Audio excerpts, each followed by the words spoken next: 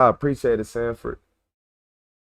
I appreciate it. Yeah, I just try to be realistic with y'all. I'm not gonna sit right here and lie to y'all like other YouTubers. Um, what like they can't? You can't look. Hey, y'all, I ain't gonna even lie. You can't. They can't bribe me. Like just because like when I say you can't bribe me, you can't be like, oh, I'm gonna give you 1 million views and you're gonna be happy. Man, some months I was getting 50 million views some months already. So you can't use that to me no more. You can't tell me that people don't like me. No. I realized that my opinion mattered just off my shorts. So I'm like, man, I wonder if I can just go and be myself because exactly how I edit my shorts is how I act. And here we are.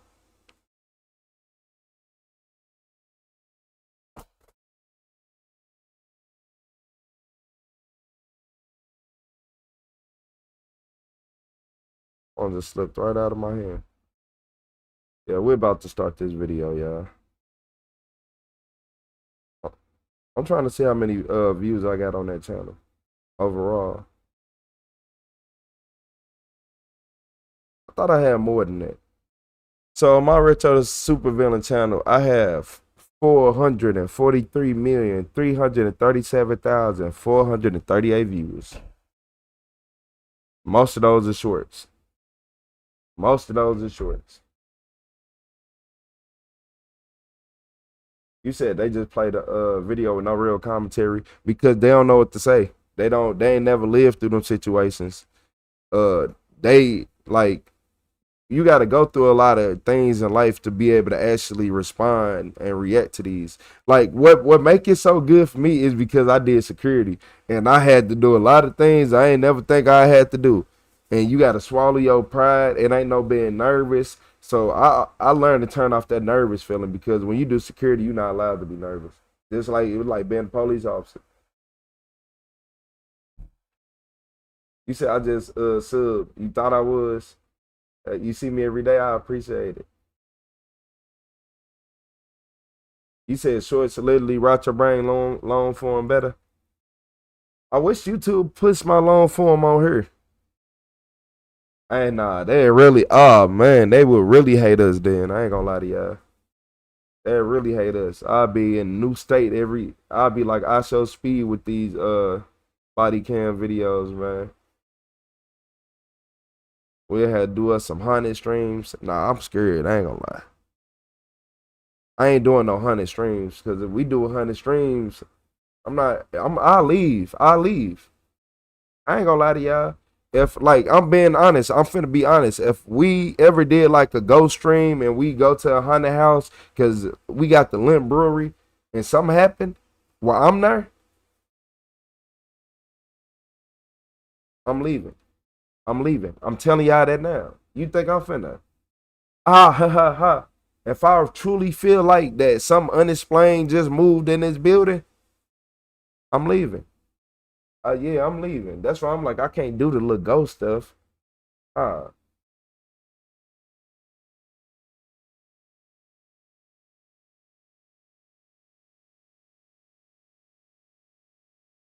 you said short to the point. Nah, he ain't lying about the brain dead. Like people like when it's short, the people just want back to back to back to back. Like dopamine rushes go crazy. Yeah, they don't really like long form. People stick around and actually learn who you are. Shout out to Casey. Yeah, you say yes to comment Crystal Bush. How you doing, Chris? You said yeah, it's the commentary, the interaction, and the vibe. Yep, all three of them. A lot of people New subscriber alert. because I'm constantly looking through everything. What's up, Gilbert?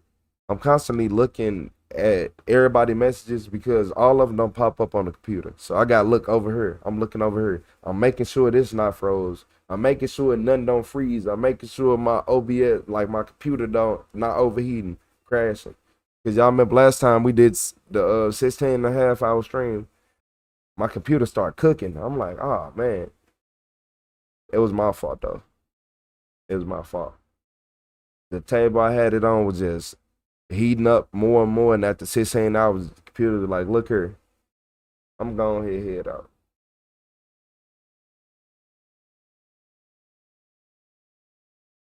But look, I appreciate y'all. This is Amber right here. So this is Amber. She thinks she finna go home. 43-year-old Amber Herons. Back in 2020, Amber was arrested in connection with the murder of 53-year-old David Letty. Amber was one of many homeless drug-addicted females that would exchange sexual favors to be allowed to live in David's home. According to the arrest report, Man. police believed Amber shot and killed David after he attacked her son Xavier with a baseball bat.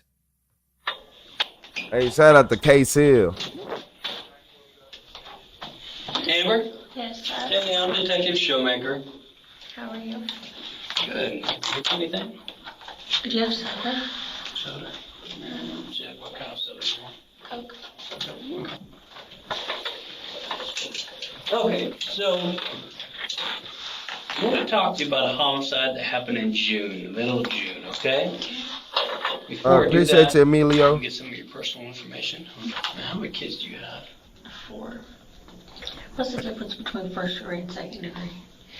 Oh, first degree, a lot has to do with the premeditation. Okay. Do you know what you brought up here on? Yes. Tell me what you brought up here on. I'm brought up here. Which one are we talking about? Drugs or No, murder? the other one, murder. Okay. I'm brought up here for questioning on the murder. Do you know what murder we're talking about then? Hey, shout out to D. Williams. Okay. Now, how do you know David Letty? Or how did you know David Letty? I met David Letty through What's up, Delgado? Who was a friend of mine. I've seen Dave in a psychotic rage. He's always got enemies. Dave has people after him all the time. He's always in confrontation because he does, excuse me, fucked up shit to people. He's done so much shit to me. He's done so much shit to my son. No one will help Dave work no more. No one would, because he will not pay you. He will just put you through the most. I had to put gas in the car to get to the jobs and buy him cigarettes, and he never paid me back. And then he will start shit. I don't know these rumors that are going around about me and my son doing crimes together locally. I don't understand that. There's no way. Them ain't no rumors. Yeah, them ain't no rumors. If somebody saying you and your son out here stealing, y'all did that. Cause what kind of who says that? Who says yeah, the mom and her son, they're both thieves and they not telling the truth. Unless your son just 7 years old, 8 years old. Yeah, nah. I think you lying. I think you did steal something. Yeah, you stole something. You was like, man, of course you stole something. Hell, Who am I I would do a kidding? crime with my son. I'm not saying I haven't and I wouldn't. I'm telling you the truth. What's up, I have no Shamika? reason to lie to you. Honestly, if What's you up, come Paul? and ask me a question, I'm gonna tell you the truth about it. Because I just feel like, even if I'm wrong, that makes me right with God, you know what I'm saying? What up, though? What's up, player? David beat my son with a bat almost to death. His arms were swollen twice the size of his body. And he more or less crawled to the quick shop to call me. David did not like any other men at the house because he wanted to be like Hugh Hefner or something because they're all females. Amber begins by creating a narrative where David was not only immoral, but he was also a very angry, unstable man. Amber also claims that David was a con man who had many enemies everywhere. We know by Shout out to everything that we've Texas. done on this case so far, we know this stemmed from was his confrontation with Xavier in a bat. Yeah. Okay? Yep. We understand that. Who were you with during this night, early morning hours, I guess you could say, that David died? I was with Stephanie. And, Hey, it's Story J. and Rob. Now this happens You not lying. in the morning, in the early morning Yes. hours, about 3:30 in the morning. Yes, sir. Okay. As I understand before Hey, that, shout out to the during new the member, night before that, T4 I guess Smoke. we could say I'll that see you and later. Stephanie are out kind of catting around. Yeah. What are you guys out doing? Buying a bag of dope. Okay. You guys go to the west side of town for that? Yes, we did. You don't do it. Buying a bag of dope. Okay. You guys go to the west side of town for that? Yeah. What are you guys out doing? Buying a bag of dope. I just want, if y'all heard it 3 times, then you know it was a crime. You don't know what you did after y'all ingested that stuff. Y'all went to go buy a bag of dope. It sound like, hey, I don't know, man. Okay. You guys go to the west side of town for that? Yes, we did. You're talking about meth? Yes, sir. Okay. When Amber is asked why she went into town, she admits it was for drugs. Amber believes that if she is honest about the little things, the detective will believe her about the big ones. Amber continues telling her story about what happened the night David was murdered. What do you guys do with that dope? Well, I hate to be Kathy and obvious here, but where did you go? Where did you take it somewhere? Use it there? yeah, we went straight to Dave's house, and Dave wasn't home yet. And Was it just you 4 or you 5 there? Xavier, Stephanie, Ashley, Rob, and you? hold on. It seems like Shauna might have been in one of the rooms. I don't know if you know the layout of the house, but it's a 7-Eleven. I think Shauna Looks might like kind of like a Brady Bunch house. It does, doesn't it? It's in that era. It is. It so much is. Very much so. And so does Shauna. Shauna looks like Three's Company, the girl set Three's Company. She does. Yeah, I think she might have been in her room. Sometimes she go in there and shut the door, and you don't know if she's there or not. But Is that the one with the padlocks on it? yes. Okay. Yeah, yeah. Is she hiding in there? Or is she just trying to keep people out? Other people's stuff she steals. No. Yeah. So she may or may not have been in there at that moment, but I think we come back once or twice before we went. Throughout the night we were there like twice. So at what given point she may or may not have been there, I'm not aware. But as far as I'm understanding or seeing, it was just us, myself. She on drugs. She is high. Look her, y'all. She is high as a Canadian goose that's migrating. You hear me? You not finna play in my face no more. All these, like, the way, you wanna know why you don't remember nothing she's saying? Because nothing makes sense. Nothing she says, it makes sense, but it don't at the same time. Cause she talking in jumble link, like, but it's English, but it's jumbled up. I don't know how to explain it. Yeah, man, she higher than the Canadian goose with some glasses. I ain't gonna lie to you. Stephanie, For Xavier, real. Rob, and Ashley. And they wanted to go to the casino. We didn't really want to go. But Just at migrating. the end, she had already promised to come, so we went. Okay, so I called Dave on speakerphone. I said, did you hit my son with a bat? He said, yes, I did. I said, okay, well, get that bat ready, because when I get there, I'm going to rock you. He said, okay, I'm ready. And that's what happened.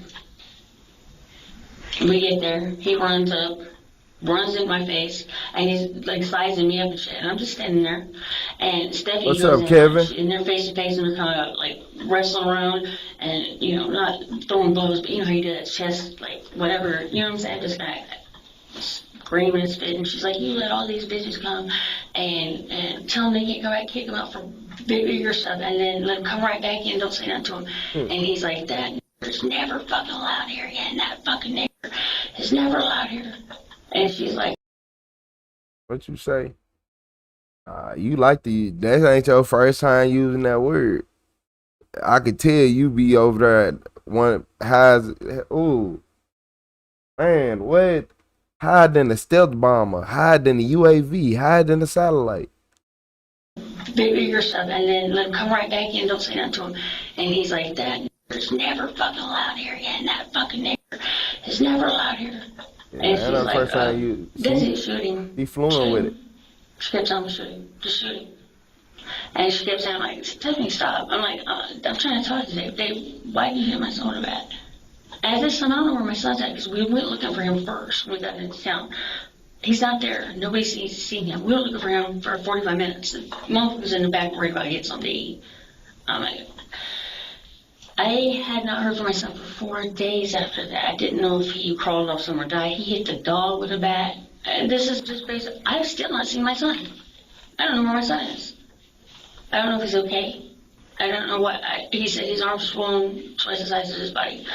And he's like, yeah, and he did that to my windshield. I'm calling the police. I said, okay.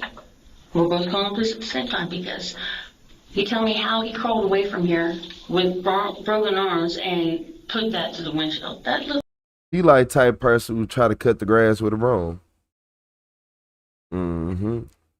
Try to mop while it's raining outside or something. Yeah, like it's just certain, like, bro, why do people be on drugs and acting like nobody know? That's what make me mad. I think that's what make me mad, that she really think that everybody think she's sober. They done gave you your little coke. Man, give her a cigarette. 5 more minutes of this BS. All they gotta do is give her a cigarette now. She got the little Coca-Cola right there. The cigarette. Oh, come on, man. Pretty heavy. Y'all don't know the combos. You did that because I called you and told you I'm on my way, and you know I'm going to get with you, and that's just that. He knows it. I'm tired. I was tired of Dave. Dave is psychotic crazy. I swear to God he is. Can't stand. I So can't stand her. And, like I said, he ran up on me 3 times, and I took a couple I steps ain't gonna lie to backward. y'all. I can't stand her. And he has fist clenched and shit, and he was really sizing me up because I just knew any given second he was going to take off on me. And Stephanie got away, and she just can't remember her hollering to shoot him. Well, the last time he ran up on me, and he said he was going to get his bat so he could do me like he did my son. I shot him. Amber admits that she is the one who shot David, but she only did it in self-defense. Like, I didn't know what I could just see her with a broom trying to cut the grass. Like I said, I see him pulling that on Stephanie. Like, from Breaking Bad. Right now. And I might be wrong, but I don't regret it because my son didn't deserve that. So Xavier calls you at the casino. You hear about this casino. You guys are leaving. And correct me if I get this wrong. And Xavier calls you, tells you that David beat him with a bat. He's at the quick shop. Mm-hmm. I can hardly breathe, you said. Yeah. Sounds very like he's hurt. Yeah. Anybody correct in saying that? Yeah. So you guys roll up to Wichita. During that time, do you have conversation with David? You do? What's your David's conversation like? You have a phone call or a text message or what? I texted him first and asked him. I think I tried to call first and he went to voicemail, so I texted him asking him if he beat my son with a bat. And I don't remember if he texted me or not, but I do know that the people in the car that know him for 20 years just swore he wouldn't do that.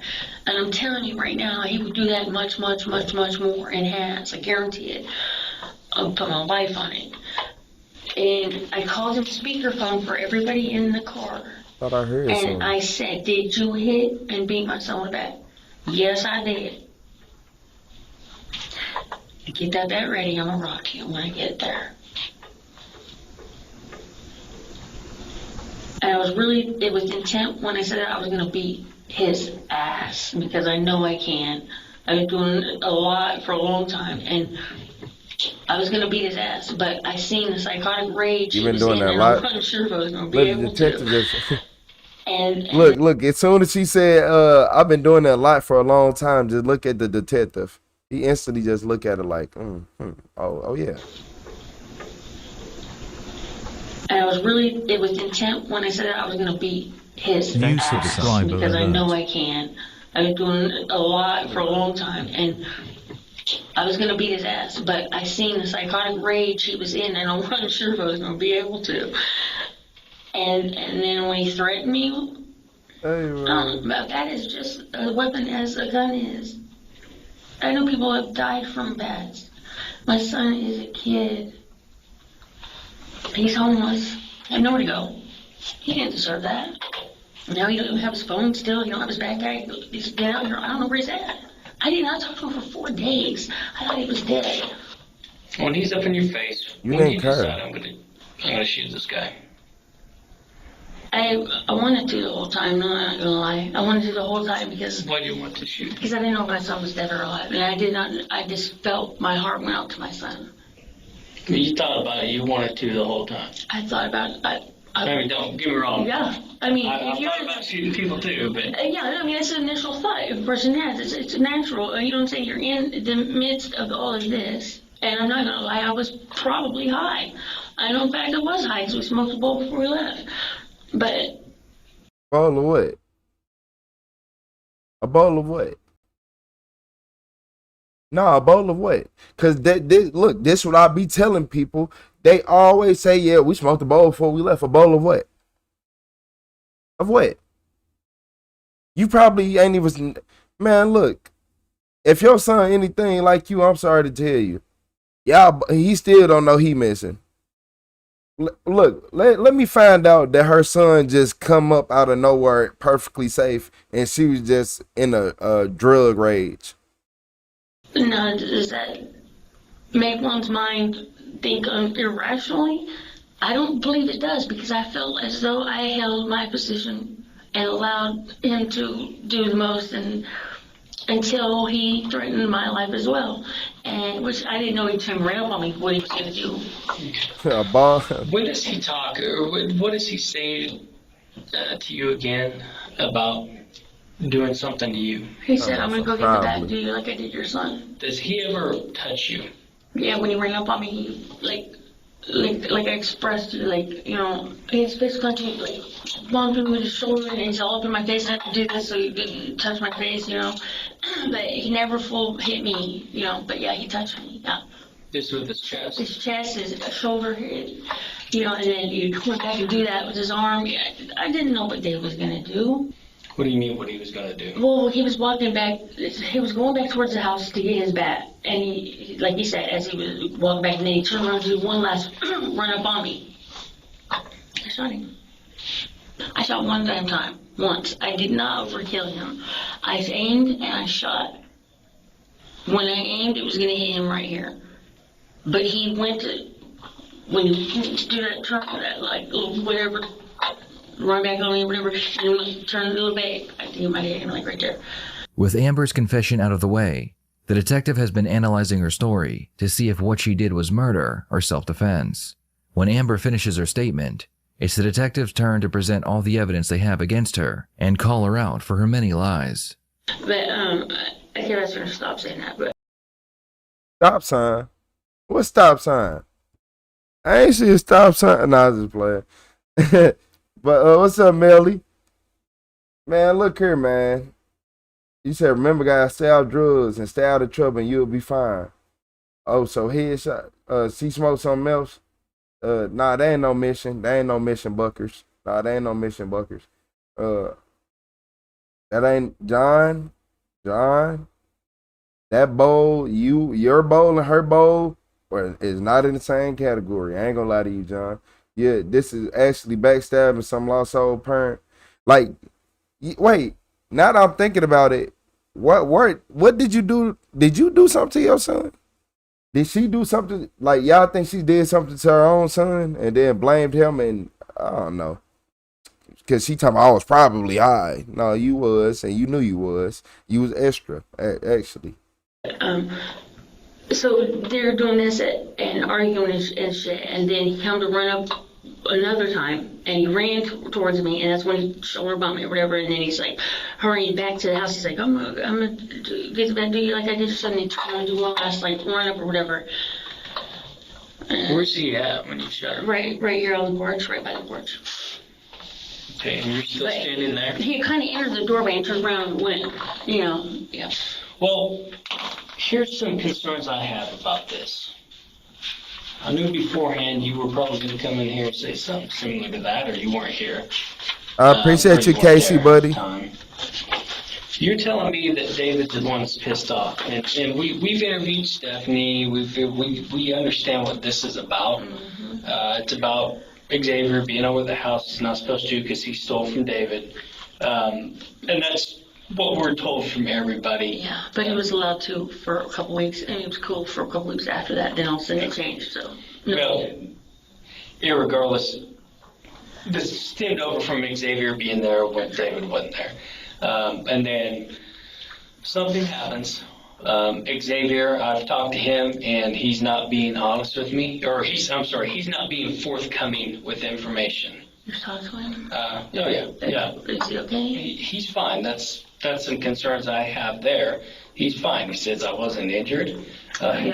He will say he will do that. He will. Well, I checked him out. I didn't see any bruises, anything of that nature.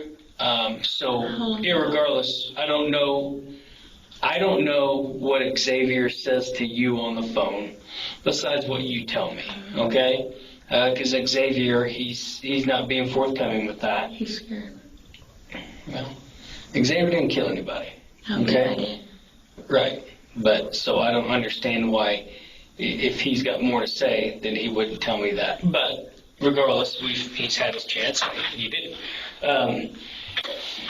So what I do know, though, I don't know what he told you. Okay. I know that you're obviously pissed off at the casino. Oh yeah. At the casino, obviously. Quite honestly, if my son or daughter called and says somebody beat them with a bat, I would be pissed off too. I couldn't agree with you more. But the problem I have is here, you're telling me that David's all fired up. Now I know when you guys arrived there that David is outside on his front porch. I know some people go inside and what they hear is an argument. They don't hear. They do hear an argument. They know David was kind of hot, started kind of yelling when you guys arrived. But what they hear more than anything is you yelling, and I can tell. It was Stephanie. Well, they know Stephanie and they know you, or they know Stephanie and they know you.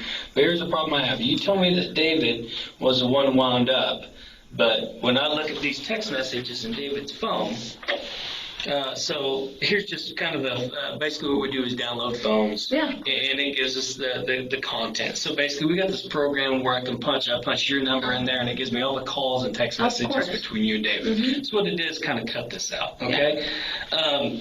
And there's a missed call there from you to him. Then there's one from him to you. Or I'm sorry, you called him again and talked for 34 seconds. And then there's one to you from him, right there. And that's at 2:49. And that's text? Yep. Yeah, okay, yeah. And these things he spoke over the phone, over the voice call right here on speakerphone. Right. As well, yeah. And I obviously can't get all the facts from that, all the details from that, but I can get from the text. He's telling you to cool down. He wasn't injured. He was asked repeatedly to leave, and wouldn't, so I helped him along. Now, I'm not trying to judge. And I'm not trying to judge what David did to him. Yeah. I'm not saying that's right or that's wrong, but what you're telling me, you were the cool one there, but when I look at these text messages, you were pissed. Oh, yeah, in the text, in this time, you didn't ask me about, this David time I was livid. David is the cool one in this text because message. He knows he fucked up. But see, right here, initially at the casino, yes, I was heated. My son just got off the phone with me and told me about it. Yes, I was heated. And he's trying to justify his, David's not dumb. David's not dumb by far. He's a very highly intelligent man. Okay. And he knows. He knows how to cover his, he knows. Yeah, I was livid then. There's things in this case that I can prove and things that obviously are up to it. Just go to jail. Like, detective, you really wasted my time, because if you would have gave her a cigarette, we could have been out of here a while ago. She would have sat right there with that cigarette, and before it even got halfway, you would have had everything you need to know from the case. And you could have went home and washed your head in peace. But no, you want to sit right here and play and keep asking somebody who is constantly, like, she is on drugs. Bring her back tomorrow. Ask her some questions tomorrow, because after this, you're not getting nowhere. No, unless you give her that cigarette. Interpretation by other people, such as yourself and the other 4 people. Or y'all think she about the crack? Why would I lie about any factors within it? I wouldn't. To make it look better for yourself. How? It's wrong, no matter how it looks. You think it's wrong that you shot him? Well, I think murder is wrong regardless, but why did I have to be pushed to that? Do you see what I'm saying? I think everyone's allowed to protect themselves for a reason. Okay. You know what I'm saying? Why would I hold out for so long? Why would I allow him to at least make way to the fucking door to get a bat and tell me that? And you also say him with a rock, you cuss. That's damn right. And you said that. Okay. So that seems like you're taking the fight to him. You was. Well, yeah, I was gonna beat him up. I told you that. I was gonna beat him up. This when the drugs be just messing with your brain. So basically, she is saying that I was going to beat him up. So you are instigating a fight while you got a gun. That's basically what you're doing. You're instigating a fight, hoping So you basically like, touch me, touch me, touch me. I wish you would touch me, touch me. And then like getting all up in his face, making him touch you. And then yeah, that sounds like what happened. I had no intentions initially on using that gun Don't touch because I thought I could beat him up until I seen the psychotic rage he was in. Then why do you get out of the car with that gun? For my protection in case I needed it. I seen they pull a knife on Stephanie going down the road while he was driving. But you're the one who's going to kick his ass in these messages. Yes, but if you, okay, think about this. Have you ever had to fight someone that's psychotic, like just out of their fucking mind crazy? Yes. Okay, and you're going to have to put in work to do that. I'm old and tired. I'm tired of this shit. Okay? I have had to do that. And you don't take your person to the casino because we got No, paid for that. But you bring it out for that. Yes, I did. For my protection. I did. But if I was coming straight to come kill him, I would not even brought the purse. I just took the gun out and just went up to him and shot him. I didn't do that. And I shot one time. I'm not saying that it makes it better. I'm not saying it makes it any more right. I deserve to pay for it. But I think the factors apply that, I have a right. Okay. I didn't know if my son was okay. You think I want to go through this? Yes. You do? No. Sorry for you to do that. No. You don't know what I've been through. You trying not to laugh. You don't know what it's like to remember your life, all your life. Well, obviously, Amber, I have not lived in your shoes. I have not lived in David's shoes. People we talked to said David was a great guy. He was kind of an asshole sometimes, but he was a good guy. That's, you're saying different. I don't know. I mean, it's one of them things. I don't know David, so I can't He comment had a on it. guy out looking for him named G.I. Joe that wanted to Yeah, kill making him. sense. He had several other people. He even said on the news he had Okay, look. So this is probably what one of my theories is. So she said that she moved in with David because he was sleeping with her. And she was insane. She getting money. She getting little drugs. What if David said, I'm not giving you no more money? What if David said, get away from me? What if David said, I'm done talking to you? And she took it the complete wrong way. And then she like, nah, I'm not doing this. Or she look like the type of, don't she look like the type of woman like you kick out the house and she just beating on the door, knocking on the window and just standing outside in the rain? Like, or, okay. allegations all the time. He's always in some shit. Yeah, let's get back to this case anyway. Always. And she instigated everything. Remember that. Well, the problem is, people there are hearing you two argue, and then he gets shot. Listen. What they don't hear during an argument is Her saying kill him 500 times? They don't hear that, and then they don't hear. I'm going to get my bat and do the same shit that you did to your son. Now, does he open the door? Does he open that front door? Well, they had looked out one time, and I believe closed the door. But the door, yeah. I think he did open the door. He did open the door. Was the door open when you shot him? Do you remember? The door was open when I shot him. Yeah, he had opened the door. Yes, the door was. Boy, what she just say? My bad, y'all. My brain just. What? What the?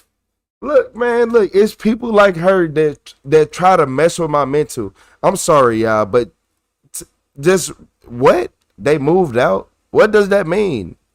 Did you open the doors? They moved out. Yeah, they moved out. They I don't know where they live now. What? Like, just listen to what she said. That you did to your son. Now, does he open the door? Does he open that front door? Well, they had looked out one time, and I believe closed the door. But the door, yeah. I think he did open the door. He did open the door. Was the door open when you shot him? Do you remember? The door was open when I shot him. Yeah, he had opened the door. Yes, the door was open when I shot him. Imagine what her mind been is. open the whole time. Where were you aiming when you shot him? What do you mean? At him? Yeah. Yeah. I mean, did you got sights on that gun? I don't know. No, I don't. It's just the end of the gun. Are you kind of aiming that way, or you just like point aiming, or how you doing it? But what are you shooting for? What area of the body? Right. His head. Okay. Mm-hmm. Whoever said that in the chat, you're right. Yep, we already knew that though. Her brain is over with.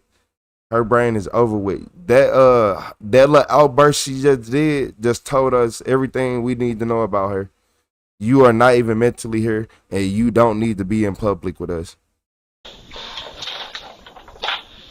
He's telling you he's going to do the. He's told you he's going to do Walk the the same white thing to formula. your son. Yes. Did he say he's going to beat your ass with a bat or do No, the he same didn't say thing? none of that. No, He just said same thing. Same thing that I did to your son. That's right. So you assume at that time that. I know the bat's behind the door. How do you know that that's? Because it's there all the time. He has one behind the door and one behind the couch. I know it there every day. Been there. I help him do lots of jobs, and I know where the bat's at. He shot someone before. He's not how anybody could. It's probably Ashley and Rob because they just got back from hell. I don't know how long years. I don't know. He's very, very. He does help people, but not without cost. Let's get back to this. Okay, so he keeps coming around behind the door, on the front door there, Yeah. and behind the couch. Yes.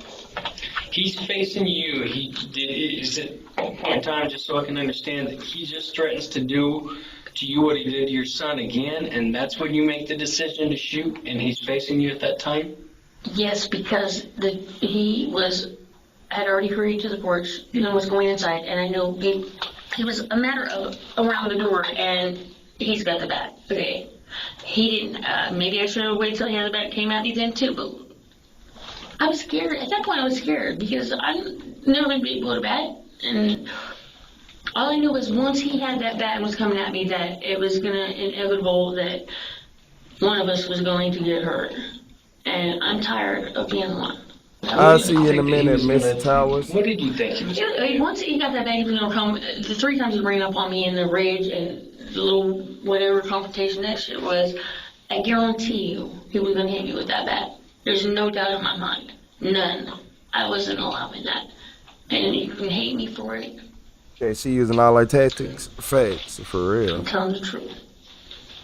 So you shot him because of what he did to your son? Because what he was going to do right then and get that bat to do me like he did my son. Okay. That is the only time I bared that gun. But you had thought about it before that. Of course, and the argument, yes, and I remain calm on my dad's grave. I was not hollering at him. That was him and Stephanie nonstop. In fact, I couldn't get a word in sometimes afterwards. Stephanie was, if you knew her, she didn't even know I got out the car the night he pulled the knife on her. Because she was so bad. She called me 10 minutes later, when did you get out? I don't know. I can't tell you. I can't make things up or add to or take nothing away. All I have is what it is. Once again, we have a murder suspect claiming self-defense, yet when their victim is killed, not only do they hide the murder weapon, but they also go on the run for several weeks. Exactly. Amber can claim self-defense, but in reality, because she hid the weapon and ran, she knows what she did was not considered self-defense. Did you know we were looking for it? I had an idea you were looking for me when I was over at AJ's, and you guys were getting ready to run up in there. And I just want to call you guys at one point and say to call up your elite team because I'm too old for this shit. You guys all but walked over me. So many times I just barely... Were you there when we served the search warrant? I was there when you were pulling up. I watched you guys pull up with your lights off. I was out. I was sneaking away, running. Well, AJ, that's over on Green, right? Mm-hmm. Okay. Officers I know went there and talked to him about coming in and searching for you. Mm-hmm. Okay.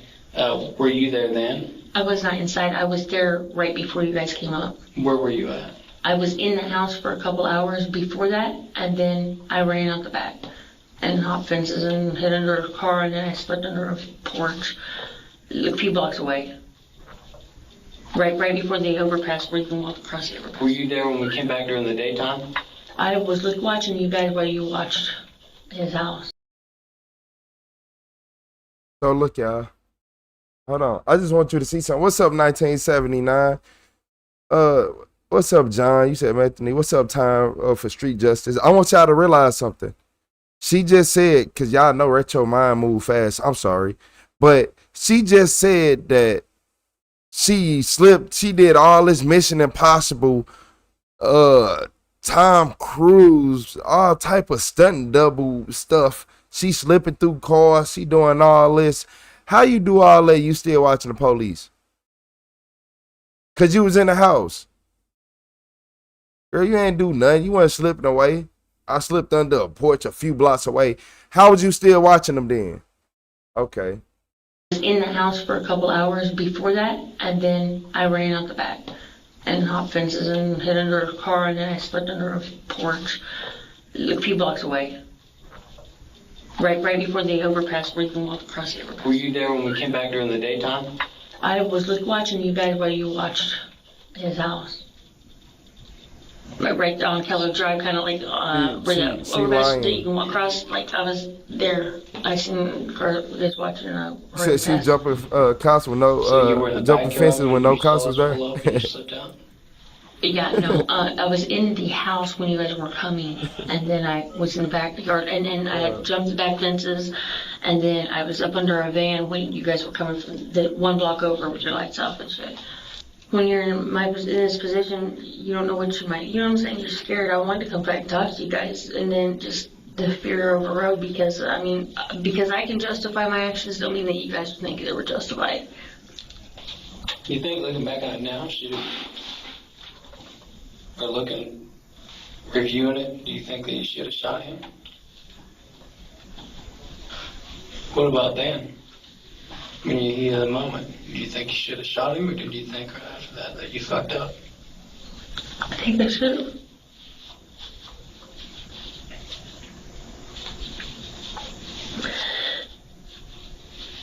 No, my son's okay though.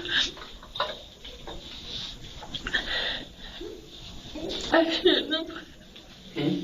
Now that I know my son's okay, I shouldn't have shot him. In the end, Amber would be charged with second-degree murder, and the case would go to trial, where she would be found guilty. The prosecution was able to show the jury that not only was Amber not in any danger, but she also had the ability to leave the situation. After the jury found her guilty, Amber was sentenced to 16 years in prison, followed by 3 years of probation. What are your thoughts? I'll be hating that shit, man. To leave the situation. I was just finna say she finna get 15 years. They gave her 16. 16 years. Followed by 3 years of probation. For man, look. But if it was a man, if he would have did that to her, he would have got life. But if he would have did that to her in the same exact manner, he would have got life. And that's exactly why I get mad. This is exactly why I get mad. Time out, see, I'm jumping. I was running. I was hiding under the car. Man. What's up, Storm? I appreciate you for the flower. That like stuff like that really be making me mad. I appreciate you, Storm Barnes. Yeah. You said one cig would have been a 5-minute video, ill detective. I keep telling y'all that. One cigarette. The Coke right there. The Coca-Cola is on the table. One cigarette. She would have sat back in 1892. It was the first crime I committed. And went on up.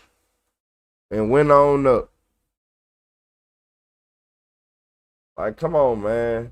That's crazy. Do you understand how fast the world changes in 1 year, let alone 15? We have to learn how to control our anger. Damage.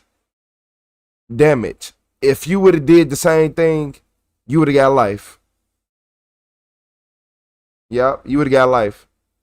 If you would have did exactly what she did, in the same way she did it, the same exact way she did it, you would have got life. You said one Mountain Dew and a... John, a Mountain Dew and that Marlboro? Everybody like to say Coca-Cola because Coca-Cola is a good one. They love them dark sodas. But man, that Mountain Dew, man, that caffeine that had them right there screaming. Satisfied, you hear me? I had a great time with you yesterday. My fingers still smell. Hey, sugar in the tank. You test the wrong chat, didn't you? You probably wait, hold on. Sugar in the tank. You got an iPhone? Let me find out you meant to test that in your reply to somebody. Ooh, hey, Sugar in the tank. Yeah, okay. I see you. You might want to cut that finger off. yeah. Boil it. It ain't no way. You talking about something? Yeah, man. They don't sound too good. You said I appreciate you and your channel. Thank you. I ain't gonna lie, it's 4 in the morning. It's 4 in the morning, y'all.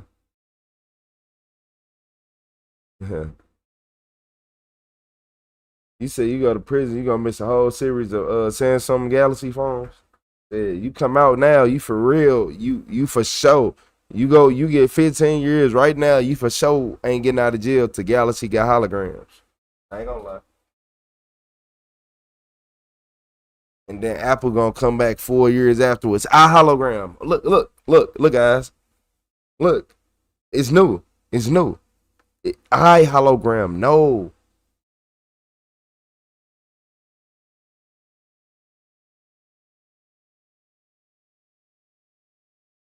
He said only Mountain Dew I drink is 200 proof. Yeah, man. A parasite hate seeing you coming. I ain't gonna lie. Yeah, a parasite hate seeing you coming. You the only person I know who give parasites that been here for billions of years a problem.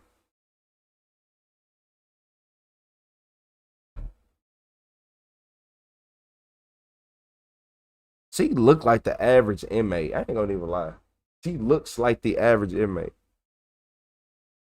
You said 15 years, Samsung Galaxy phone might be made in another galaxy.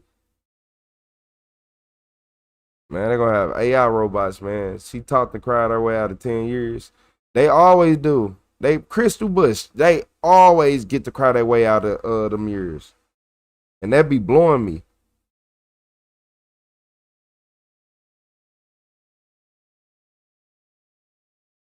That's the part that be blowing me right there.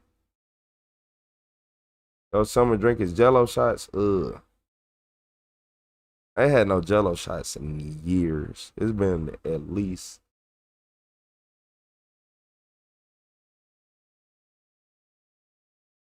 probably almost 3 years now. For probably almost 3 years since I had the Jello shot.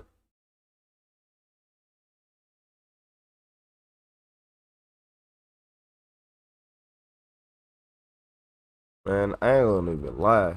It's 4:08. I do not miss having to get up this early for work, man. Hey, look, yeah, man. I used to have to get up this early, get ready for work and stuff, right? I used to have to get up this early. It's 4:08. I had to get up by like 4:15. Make sure I'm on a bus by like 4:40, 4:38, depending. And then go to work, man. I used to hate that shit. Freezing outside too. Freezing.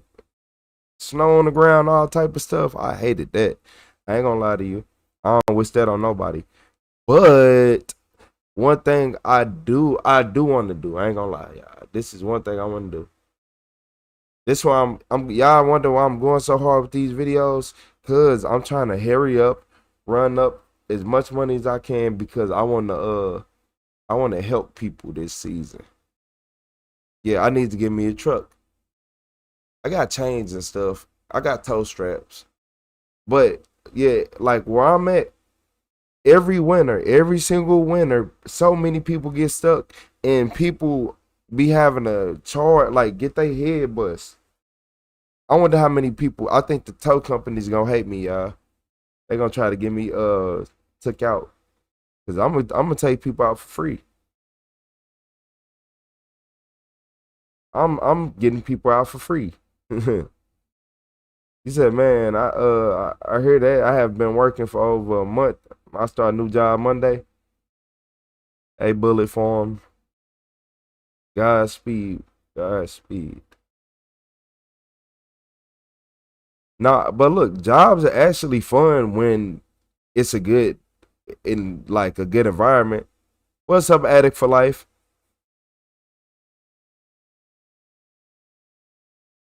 Melanie. iPhones didn't even exist when dude I knew got locked up for first degree murder. He gets out in like 4 years.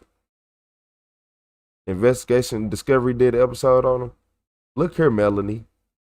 Look here, Melanie. How is he still alive? How is he still alive? That's a long time. He said he got locked up before iPhones existed. He took man. He took his time on the chin, didn't he?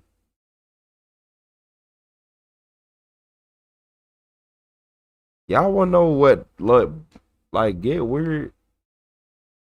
Like, I ain't gonna lie. It was just like yesterday feel like it was just like 2009, 2010.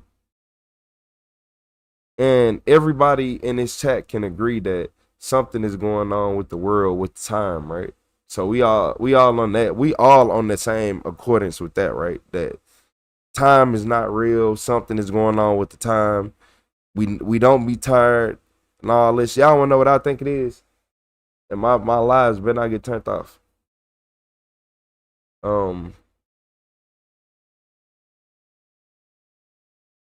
Look, man. I feel like the energy of night is a real. I think at night is the only time you get real energy from your environment now. And wow, what do you mean by that? The same reason why you feel calmer in the middle of the night is something about the night that's outside don't feel the same no more. Nighttime don't feel like daytime. Y'all ever wondered that? Why is everybody so much calmer at night? You ever had like I even look at cats. That cats they tee up all night. Don't get me wrong. But that first sign of it start getting dark, they be asleep. They might wake up in the middle of the night and start teeing up. But after they get up, they got so much good energy. Like it's something about the middle of the night and the energy with it. It's like the first sign of darkness, they go to bed. Then after that is wraps.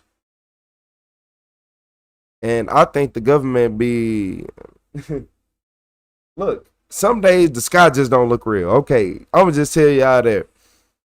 I went outside one day and I be having a lot of planes fly over my house and I couldn't spot a plane. And it's weird. It's like you go outside every day. Y'all know I pay attention. Y'all know I pay attention to stuff. I pay attention to patterns and I pay attention to things. How come like I'd be like, oh, it's just a coincidence that a plane flies over here at this time and I can never see it. So think about this, y'all. Every other night you can see planes, right? But every single time you hear them flying over your house, it just so happen to be muggy and real thick outside. You can't see no stars, no nothing. I think they cloaked I think the government cloaked the skies at times. I ain't gonna lie to y'all. Yeah, that's the craziest thing I done heard too. Yeah. Y'all ever came outside at night and like it ain't nothing up there? It's nothing. It's nothing. But the next night them stars right back conveniently in the same spot. And it be on and I'm talking about on a regular night. I'm talking about on a regular cool like a regular night. If it's like yeah, it don't be making sense. Everybody that went through it where you looked up in the sky and noticed it ain't nothing up there. And you probably didn't think nothing of it, but it wasn't no bad weather, it wasn't nothing. You said they got fake planes that are throwing out chemtrails now. Look it up. Y'all want me to look before we get to this next video? I'm finna really get y'all started. Look, I'll really get y'all started when it comes to chemtrails. In 2020, I tell everybody this. I was sitting in my car, I watched the chemtrail in the sky, and I seen it dropping stuff. And when I get out the car, right, it's like somebody sprayed air freshener on top of my body, and I smell like Lysol. And then I'm like, So I walked in the house, and then I asked my mom, I'm like, hey, smell it. So she like, why you smell like Lysol? So one thing I noticed before I went in the house is my car was covered in like a thick film. Like imagine somebody get a big air freshener bottle and just spray. You know how air freshener come down and leave that residue? Yeah, you'd have had somebody spray some air freshener and it got on you. Yeah, you had somebody spray the air freshener bottle and the air freshener got up in your hair and stuff. Yeah, man, you ain't better than us. You ain't better than us, man. The air freshener in your eye. Now you over here washing your eye, thinking that you gonna lose your eye at times. Yeah, man. So yeah, I feel like a lot of this stuff, like the chemtrail, but that day the chemtrail, after that, everybody got sick. That's when the sickness really started. And I'm gonna keep it 100 at that. But yeah, a lot of people, like the government put a lot of, like, say y'all remember how I was talking about how the FDA allow a certain amount of BS in your food. So the stuff that they put in your food, like the sorbic acid and all this other stuff that I can't even pronounce offhand because the word is just so like crazy and shouldn't be consumed.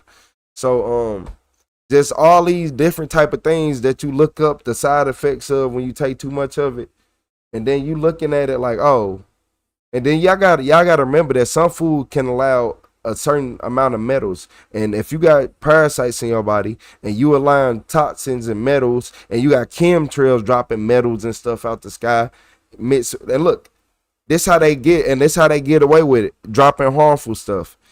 People, it's not in the chemtrail itself. It's what happened when the chemtrail mixed with the vapor, like the fuel vapors and all that shit. When the chemtrail mixed with the jet fuel vapors, it ain't the chemtrail, because if you go walk up to it and go test it, you're gonna be like, oh, it ain't nothing. But when you mix it with the fuel, like the the fuel gases and all that, you get a whole different effect. It's like you got apple cider, you got like basically you got apple cider, right? You got apple cider vinegar, right? You be like, oh, it ain't nothing, it ain't harmful. It ain't gonna do nothing. You can have the apple cider vinegar, but if I go get me some baking soda and pour it in there and close it, it's gonna explode. Now it's dangerous. You see how that work? When it mixed together, now it creates something completely different. And that's what people fail to realize. That's how they get you. That's how they get everybody. It took me till I was older to start realizing, like, hold on, that's how they get us. They say, oh, it's safe, but they not telling you that when it combined, no, it ain't. No, it ain't. When it's jet fuel, when the vapor and all these gases from the jet fuel mix with that, it create a whole different compound, and y'all don't want to talk about that. Now the jet fuel vapors is mixed inside this. Now it's raining down. So now it ain't as clean and it's not as good as what you said. No, make it make sense. To make it make sense.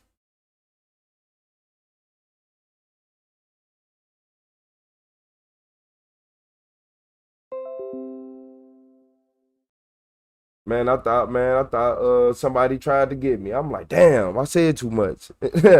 Man, I was so like, again, damn. I'm like, man, yeah, man, that's the dreadful sound.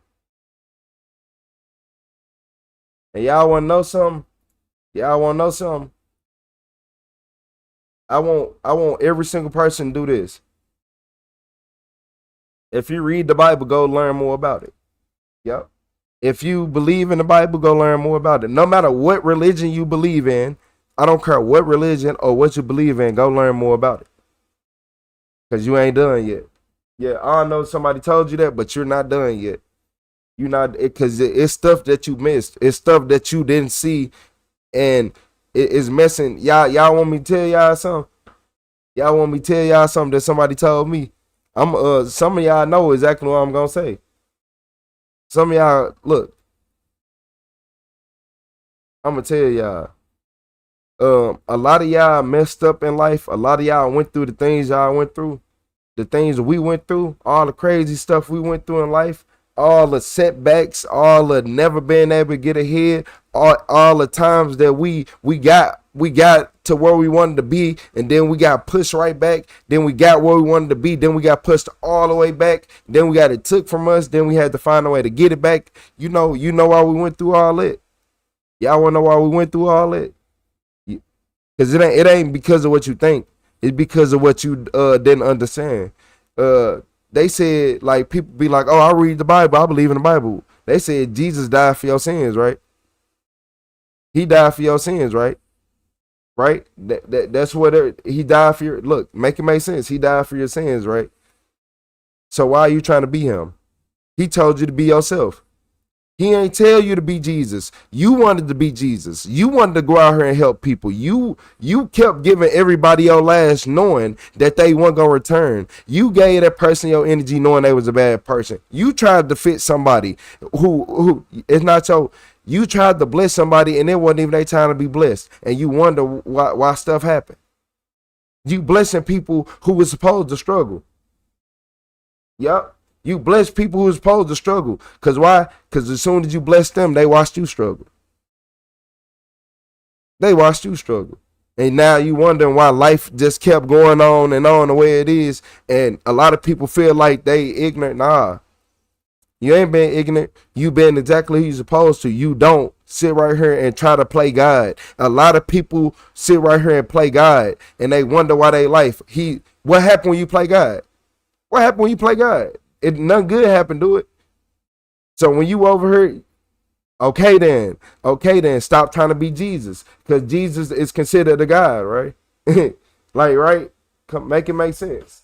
Make it make sense. Stop trying to save people. Stop trying to bless people. You don't bless just any and everybody. And when I say bless, I mean blessing ain't this. Blessing ain't you walking up being like, here, you need some money, a homeless person, you need this, you need that, or you out of the kindness of your heart doing things. It's when you breaking your back, when you going out of the way, when you don't have to give and you're constantly giving. That's when it becomes a problem. You being fruitful enough to be like, oh, I can do this, I can do that. That's the difference. Oh yeah, my YouTube money hit, man. I'm going to the store, homeless man. Can you just buy me something to drink? Man, here, I'm finna buy you some snacks. I'm finna buy this. I'm finna buy that. Here, I got some. You want to be okay smooth? Here, like, I ain't buying no pack of cigarettes. That cost too much. But hey, look, I got you though. I'm finna go in here, spend a quick $10, $12. You asked for a juice. But I had that to give. I didn't go out of my way and be like, oh, I'm finna do this and do that. No. God told him to ask me at that moment. And that's how it goes. You bless when you can. You don't break your back. Because whenever you break your back, that's when life start going wrong. You can't help nobody if you can't help yourself. And that hurt. Y'all know that's the part that hurt. That's the part that hurt. When you figure out that you can't help nobody unless you help yourself, because you the one that's going to make the right decision. They not going to make the right decision. They getting too much help. You know what it's like. You know what it's like to come from nothing. You know what it's like to be by yourself at the end of the night. You have to deal with it. When everybody else go home and they smiling and they having a good time and you left and it's just you, and you got to clean up the mess. You got to deal with other people's problems and pick up all the pieces. You got to realize, like, damn, yeah, you played the wrong role. You played the wrong role.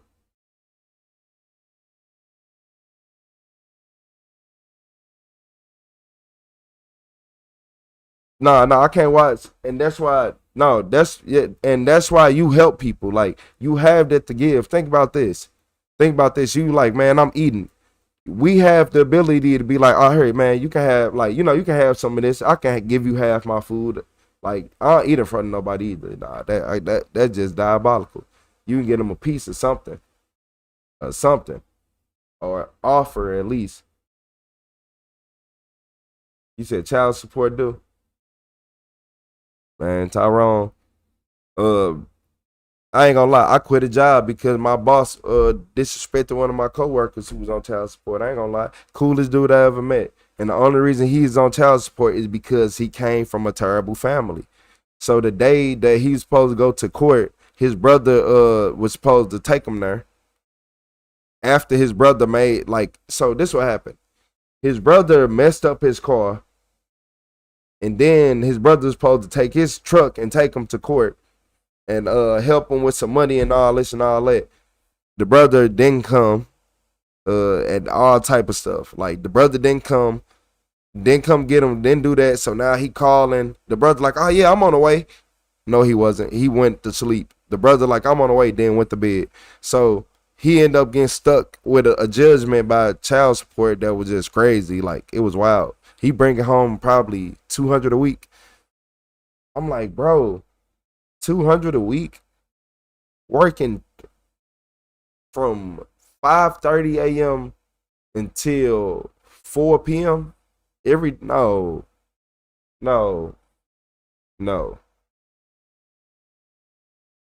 Nah, Diesel, I don't like disrespectful people. Yeah, cause you gotta remember, my coworker quit, right? And then they put all his responsibilities on me. Now the boss mad at me, like it's my fault that he quit. Nah, it wasn't a blessing. Actually, no, hey Diesel. No, it was time for me to bet on myself. Like, whenever you got somebody constantly disrespecting you, that's when I said you gotta learn. You gotta learn yourself. Whenever you got somebody constantly disrespecting you, aka somebody who refused to pay you, but they getting paid literally 4 times, probably, yeah, 20, 5 times more than what you getting. Like, just look here, Diesel. When somebody get paid 5 times more than what you getting, wants you to come to work earlier because they employee quit that was there for 18 years because they refused to pay them. Diesel, I want you to say this. So if you've been working at a job, right? You the warehouse master. You the warehouse master. You the warehouse master. You've been working at a job for 18 years. I want you, hey, shout out to Nicole Hill with the flow set. I appreciate you, Nicole. But imagine you the warehouse master, right? So whenever anything go wrong, I got to speak to you. Whenever we got any deliveries, say we get sheet metal, like sometimes the sheet metal, like it outweighs the forklift. So sometimes the sheet metal will pick it up. There's only one person who can maneuver all that weight and pick it up perfect without destroying the truck. Him. He been there for 18 years. Whenever they, like, imagine you be like, you ever went inside a warehouse and they like, we had these huge shelves and we need one built. He the one that build the shelves. They come on a pallet on the truck. I literally get the pallet off the forklift, move it to the back, and he builds the shelf. And look, my job, he only getting paid, bringing home $200 a week. You want to know why? Because he's only getting paid $16.50. I'm like, bro, how am I getting paid more than you? How am I getting paid more than you? I get paid like 17. He getting paid $16.50. He been here for 18 years. I looked at it like this because I was doing my little YouTube on the side, and then I'm like, wait, hold on. Like this money is nothing. Like, y'all really got us working entirely too hard for nothing. Like, cause even after taxes, I'm looking at what, 400 for something after tax. I'm like, bro. And I just bought a car and stuff. I'm like, if it weren't for YouTube, I wouldn't even be making it. Like, I would, but it'll straight, it'll be real life. I'll be struggling bad. So I started looking at it like that. Like, man, you said directors don't even know your name, let alone know how long you've been at the company. Nah, the crazy part is the company we was at was a small company. It was only about 8 employees, but y'all know how the man worked there for 18 years. They hired somebody else to go work in the office for like 22. They started him off at 22. And look, I liked the job because it was cool vibes, but then y'all want me to be honest with y'all? Our boss had a vasectomy, and he started acting like a real female.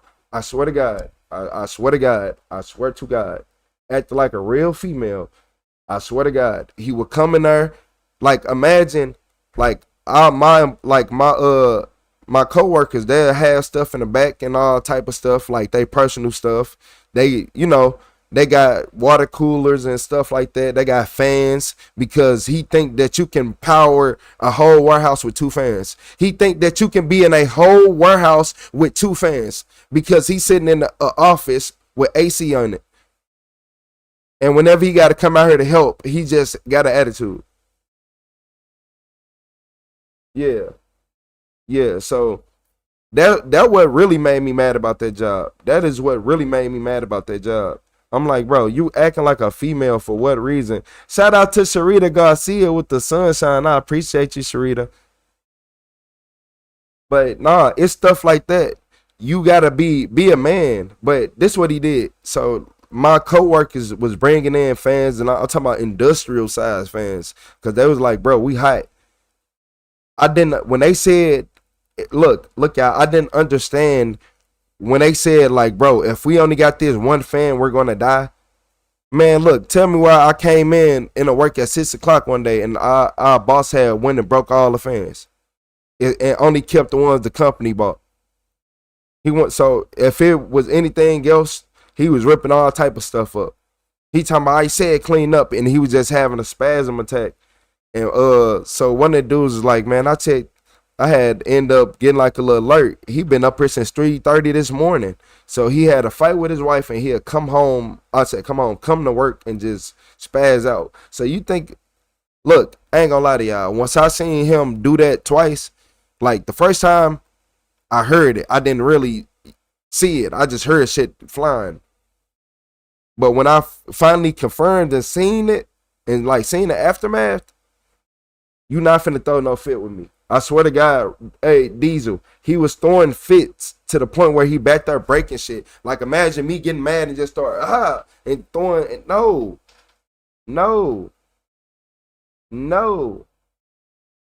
Come on, man. I'm like, bro, I can't do this. I don't get paid enough for this. And then my other coworker, so he ended up talking to the big bosses, and the big bosses, like, they, look, so this what happened. So y'all remember I said I had the coworker that was there for 18 years. So we end up getting like a attempt to come in to help us, because we had like a crazy week coming up. So a temp came in, and he so happened to be a dude. He like, man, I got hit by an army truck. So the dude he got hit by an army truck, right? He like, man, yeah, man, I'm from down south. Yeah, man, I got hit by an army truck. They had to give me a whole new spine. So he's showing me like how much they pay for that. He like, man, they paid probably like 5-6 for it. I'm like, damn. So yeah, he ended up getting a whole new spine. He was strong as hell though. I ain't gonna lie to y'all. So he like, yeah, I'm just really waiting on this settlement money. He like, yeah, it's a few $100,000. He says it might be even closer to $1 million. So like as we at the job, the dude who working there for 18 years, you know, they get to talking back and forth, and he get to meeting him. He like, man, you a cool dude. And he like, man, you like how much you getting paid here for real? He told him, he looked at him like, you don't deserve that. Like, you don't deserve to get paid no $16.50. You been here for 18 years. $16.50?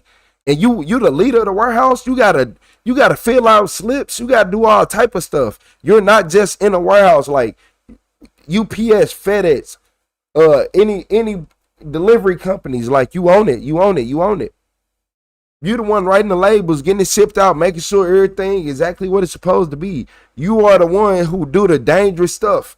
Like, if you know, like if they be like, oh, this piece right here is $100 million, he is the one that's going to get it. That's the one that go get it, not the boss. You don't go get the boss, you get him. So that's when I'm like, when he started peeping that, because we had some crazy stuff happen. Who you had to go get? You got to go get him. He the only one who know exactly what to do. He done been through every situation 1,000 times. Cause this where he be out here. You be in the office. You be in the office. We be in the warehouse all day. Y'all know how that go. Y'all warehouse people. Y'all know how it go when the people in the office think they know more, cause they sit down all day.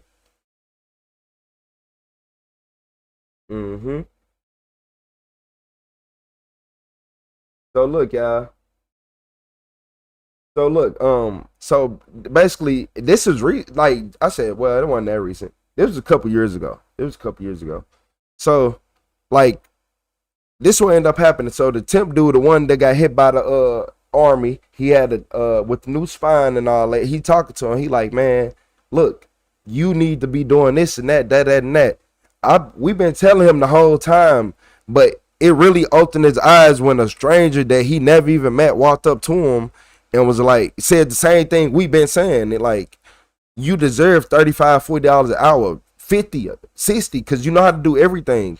You know how to do construction. You know how to do welding. You know how to do any warehouse, anything. You know how to put up shelves. You know how to put up decks. You know how to do everything. It ain't no way that they are underpaying you here.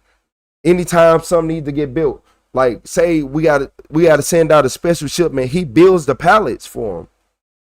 He is building the pallets. He is breaking down pallets, rebuilding, making a pallet that you have never seen before. Like, man, after seeing all that, yeah, man, get on, man. Yeah, I couldn't do that. Yeah, he had got a whole new spine, a whole new one.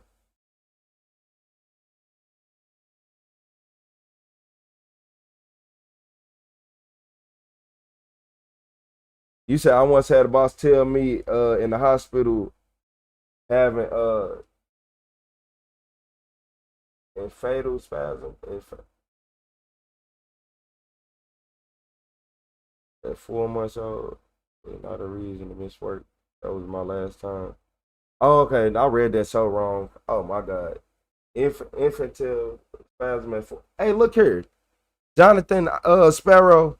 A lot of jobs don't care about your well-being. They only care about their own. Because have you ever noticed that when the manager and people need time off, everybody act like they really care? Because they treat you like you're a civilian and they are the police of the world. Simple as that. Like, that's how I go. But yeah, y'all, like, it got so crazy to the point where he asked for a raise, right? And they said, well, if you clean the whole warehouse spotless and it's nothing nowhere, everything in the spot is supposed to be, we'll give you a raise. On the Bible.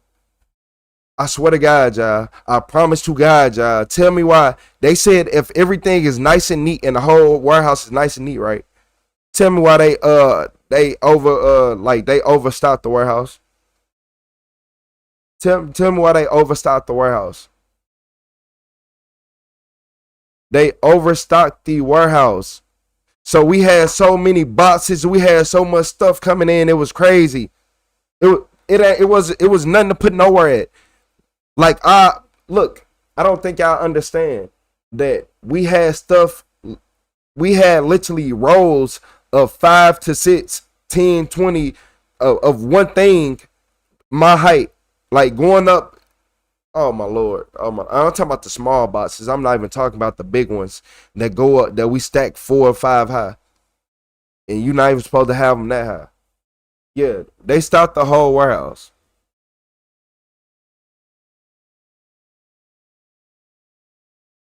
And so look, so after they did that, you remember he asked for a raise. They said, okay, we're going to give you a raise only if you can make the warehouse look spotless and there's nothing. So he was supposed to go up to like $25 from $16.50 to $25, right? So he went from so basically, yeah, he went from supposed to go from $16.50 to $25, right? They did all this, overload the warehouse, and then he was like, man, I'm done. He like, nah, fuck that, I'm done. I don't care. He like, I'd rather not have no job and this and that than y'all to sit right here and keep playing with me. So he ended up quitting. He went around, looked, found the first job, left. And I ain't gonna lie. Last time I talked, I think they said he making probably like 35, 40 something hour now. Yes. He most definitely went and got his money up. So after he quit, I was there for about 4 days, 4 days, something like that. I was there for about 3 or 4 days. And so now all his duties are pushed on to me. And now I'm looking like, hold on, you don't pay me enough for this. I was okay with being a sidekick. Hold on. Now I'm the main person. And now so much going on in the warehouse. Now the boss got to help, come out here and help. He always throwing pissy fits. He doing this and that. So on one Friday, he was just extra disrespectful to the point where I'm like, I really want to smack this man. Like, I really want to put my hands on him. Like, it was to the point where I was looking at him. I'm like, ha, ha, ha, ha, ha. And I just started smiling. And then he was like, I'm like, I really put my, like, I'm looking at him. When I start smiling, like when I laughed, did the fake laugh, like, ha ha, and stop smiling, he already knew. He already knew. So that happened on Friday, right? Man, man, Saturday and Sunday, I couldn't go to sleep. I couldn't sleep well.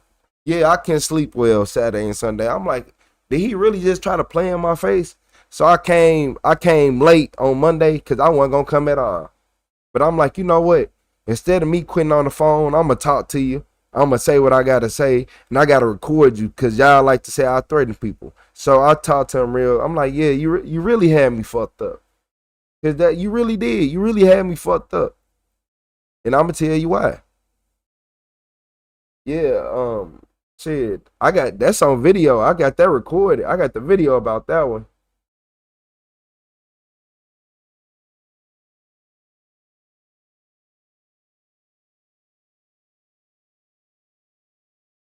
He says happened too many times.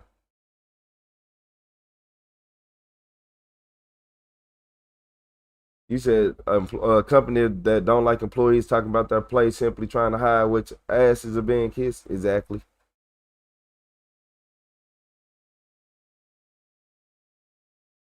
Yep.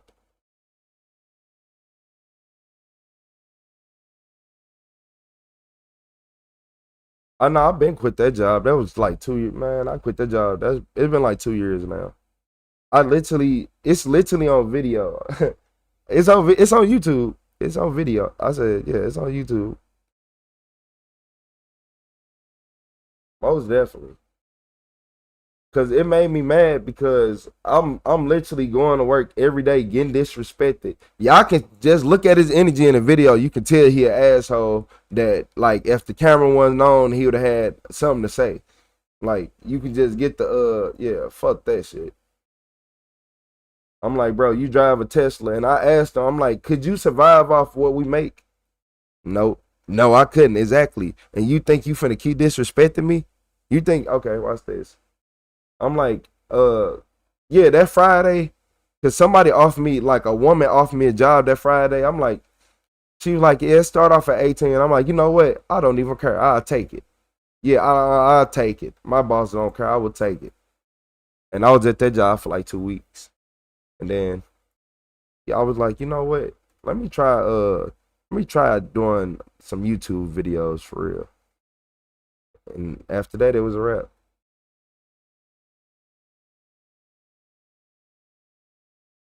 Now I do like doing temp jobs. I do a temp job. I like temp jobs. Now I can't do no unless it's a good environment. I'll sit at a job all day if we got good people there. Imagine working your ass off just to know you're making the same as the new guy. Uh Pretty much, John. I was making more money than him, and he did way more than me, and that what made me even feel a little bad. Like, damn. So that mean I would never get no more money here. So I should automatically leave while I got the chance. Why would I sit right here, get comfortable here instead of leaving? Make it make sense. Mm-hmm.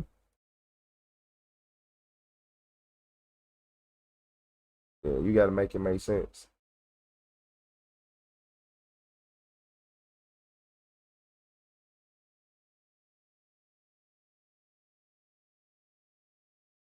Emilio, yeah, like I ain't gonna lie, like he was having like I feel like no grown man.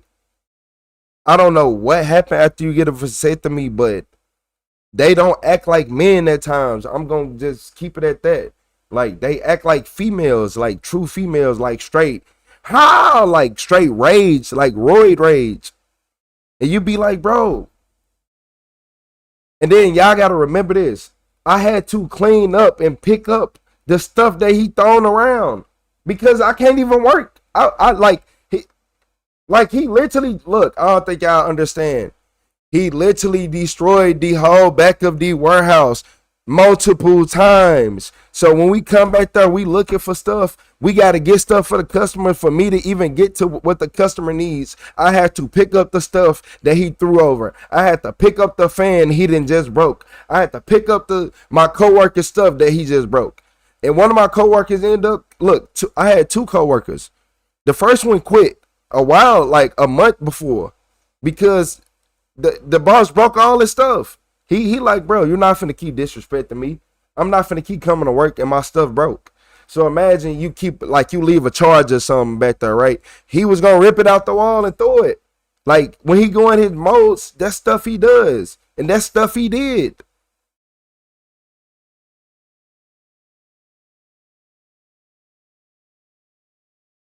And then you gotta remember this. My coworker used to have to bring personal power tools to work, right?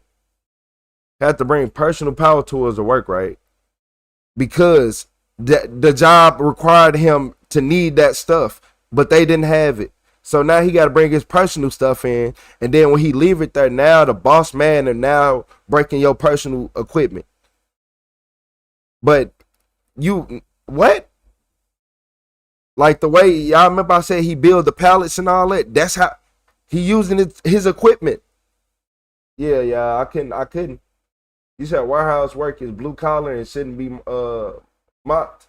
Not everyone's an engineer or college graduate. You have awesome people working in warehouse environments. We ain't talking about the people. Like, I don't think y'all understand. It's not the people. Like, it's the higher ups, Turbo. It's the higher ups. Warehouses, man, look, warehouses be cool. Like, everybody worked in a warehouse and had a good time, most likely in here. What's up, Mr. Towers?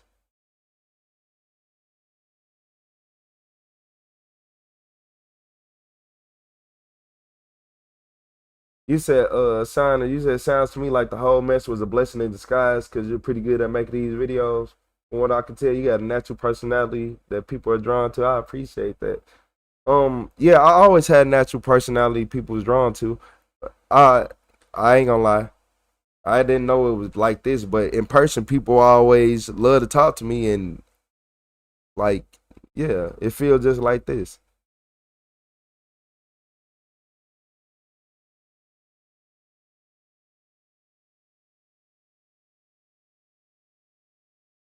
Yeah, I tell everybody, like, if you at a job where they disrespect you, you basically are just, it's a ticking time bomb. It's like, if a boss and all them are getting mad and they having fits and they throw fits, don't be like, oh, he having one of them days again.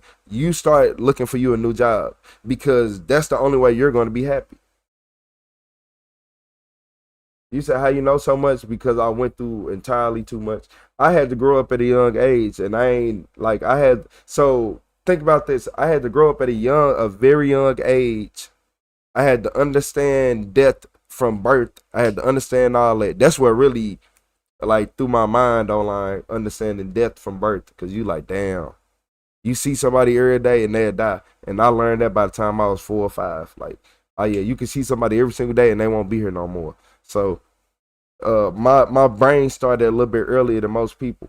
And I had grew up, you gotta remember, a lot of people had moms and dads and all this stuff in high school, especially in high school and all that. I didn't get none in middle school because you got to think about it.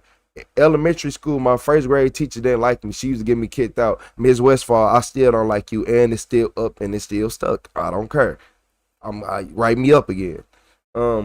Yeah, me and her used to get into it all the time. But elementary school, I ain't gonna lie, I was a bad kid mainly because I was bored. Like, I was way too smart to be here. I was way into, like, in kindergarten, they had everybody doing the ABCs and stuff. I used to do my ABC paper 3 times with the numbers, with the 1, 2, 3 counting behind it. I'll do the ABCs, lowercase, then I'll do uppercase, then I'll write the numbers. And I still do that 3 times for the next kid got done. So I was always one of them kids who used to get in trouble because, man, y'all got me here playing. But nah. Yeah, it's really the way I grew up. The way I grew up, it just put me in a lot of crazy circumstances back to back, and I ain't understand it. So where you grew up at? St. Louis, Missouri. Yeah, yeah. It was about y'all gotta remember, like in middle school, I didn't get many presents and stuff in middle school. Like when it came to like getting stuff, because I was always labeled a bad kid because my principal lied on me. I tell everybody when I went to middle school, that's when I gave up on like that's when I was like, okay, we going to class. I ain't bored no more. Like that bored mentality. Now I'm a little bit more nervous than bored. Like that boredom and that make you get in trouble. Now that's gone. But my principal set me up and got me kicked out of school in middle school. So when I was 12, that's when I started realizing that like it don't matter who it is. I already didn't trust adults. I didn't talk to people when I was young. People in my own family will tell you that I ain't talked to them till I was probably like 10 or 11. Like really talk to them. Like really, really sit right there and talk to them for longer than 3 seconds. I ain't talked to people. But yeah, I used to, like my principal, he used to always get me in trouble. You get kicked out of middle school, get sent to another school, you're not getting nothing for Christmas. You're not getting nothing for your birthday. You ain't getting shit. So you know how that go. You being that motherfucker like, man. But imagine trying to explain to your grandma that a principal is lying on you. You think that's possible? Y'all think that's possible? Like, just think about this. Imagine asking your girl, like, tell your grandma that your principal lying on you, and like, no, nobody grandma's believing that. She's going to tell you why would the principal lie on you?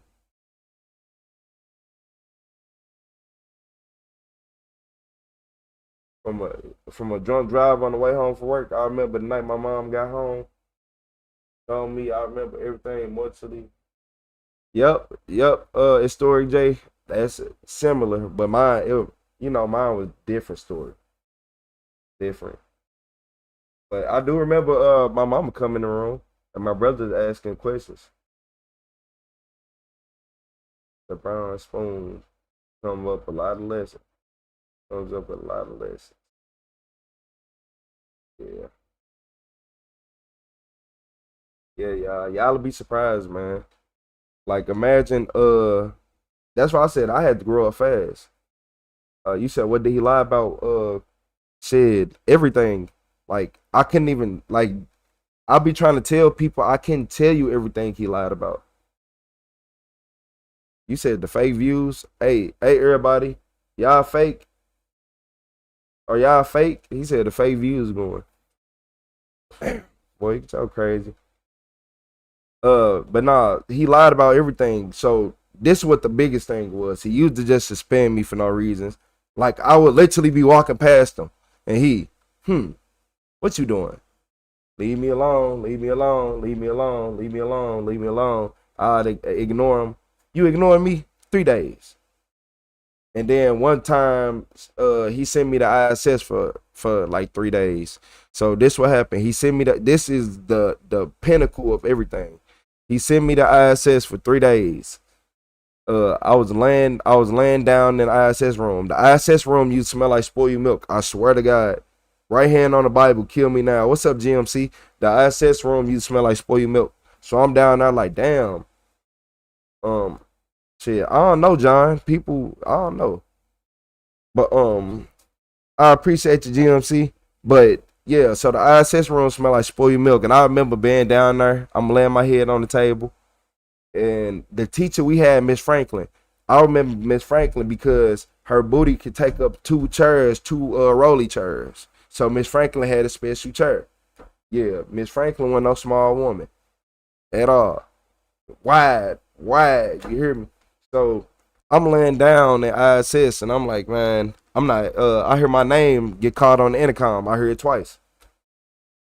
I ignore it. It's the principal.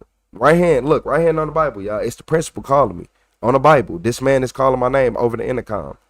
On my kids, this man is calling my name over the intercom. So I ignore him. Miss Franklin get up. She get out her seat. She tapping me. They calling you on the intercom. I'm like, I don't want to go. She like, go. So I'm like, man, all right. So she basically made me get up and go. Cause she like, nah, they calling you. So I get up. I go to I leave the ISS room. I go to the office. I walk in, and it's Mr. Okay, so on the right side is it's the head of security. Miss Nichols on the right. Yeah, it's the head of security. Miss Nichols on the right. Mr. Green is in the middle. Mr. Perry on the left. Miss Nichols is at the door, but she walk out and go to the Miss Nichols walk out and go to the library. Not Miss Peters, Miss Jocelyn Peters. She the one who walked out and went to the she the one who went to the library. Cause now that I got the names down pat, Miss Jocelyn Peters went to the library. She left out there, went to the library. So now it's Miss Nichols. Miss Nichols got on a brown jacket, jeans, some tall boots. Y'all know like the little black boots, like how girls be wearing the tall little boots. Like, but it's in like the administrative way, as you will see a teacher dress, like type of boots you would think a teacher dress. Head of security has on a probably red burgundy some type shirt, khaki pants. Mr. Perry has on a button down shirt, collared. It could have been blue. I don't really remember. Mr. Green has on a dark colored. He got on a dark color polo shirt with the collar, like it had the collar and he had like one undone. So I walk in. I had to explain the scenery to y'all. So I walk into the principal office and he said, "You walked out the classroom." He pointed at the head of security. You seen him walk out, didn't you? He pointed at Miss Nichols. You seen him walk out, didn't you? He pointed at Mr. Green. You seen him walk out, didn't you? Like, yeah. Miss Peters was the only one because she was walking out. Miss Peters ended up going back towards the lot. Well, yeah, Miss Jocelyn Peters. She ended up going back towards the library, which is right across from the principal office. So you talk about Matilda. So look here, y'all. She so Mr. Perry, well, Mr. Green, he like, so you walked out of ISS, okay? 5 days suspension. So I'm like, what? You just called me up here. He like, nah, no, I didn't. I ain't call you up here. I ain't call your name. Did you hear me call his name? Nope. And he did the same thing he did. So now I'm in there yelling. He like, nah, you finna get suspended. Your grandma finna have to come get you. So I'm snapping, I'm going hard. I'm like, no, call Miss Franklin. No, I'm going hard. Like, no, call her. She just told me. She can tell you everybody down there. No communication. There's not letting nobody from downstairs communicate with the upstairs. I promise to God, they was not letting nobody from downstairs communicate with the upstairs. So, shout out to Music. Shout out to Music King with the flow state. Shout out to Mitchell with the flow state. I appreciate y'all. Thank y'all for supporting the stream. So look, yeah, so I walk in. So mind y'all, I'm in ISS. I'm laying down. He called my name on the intercom. I refuse to get up.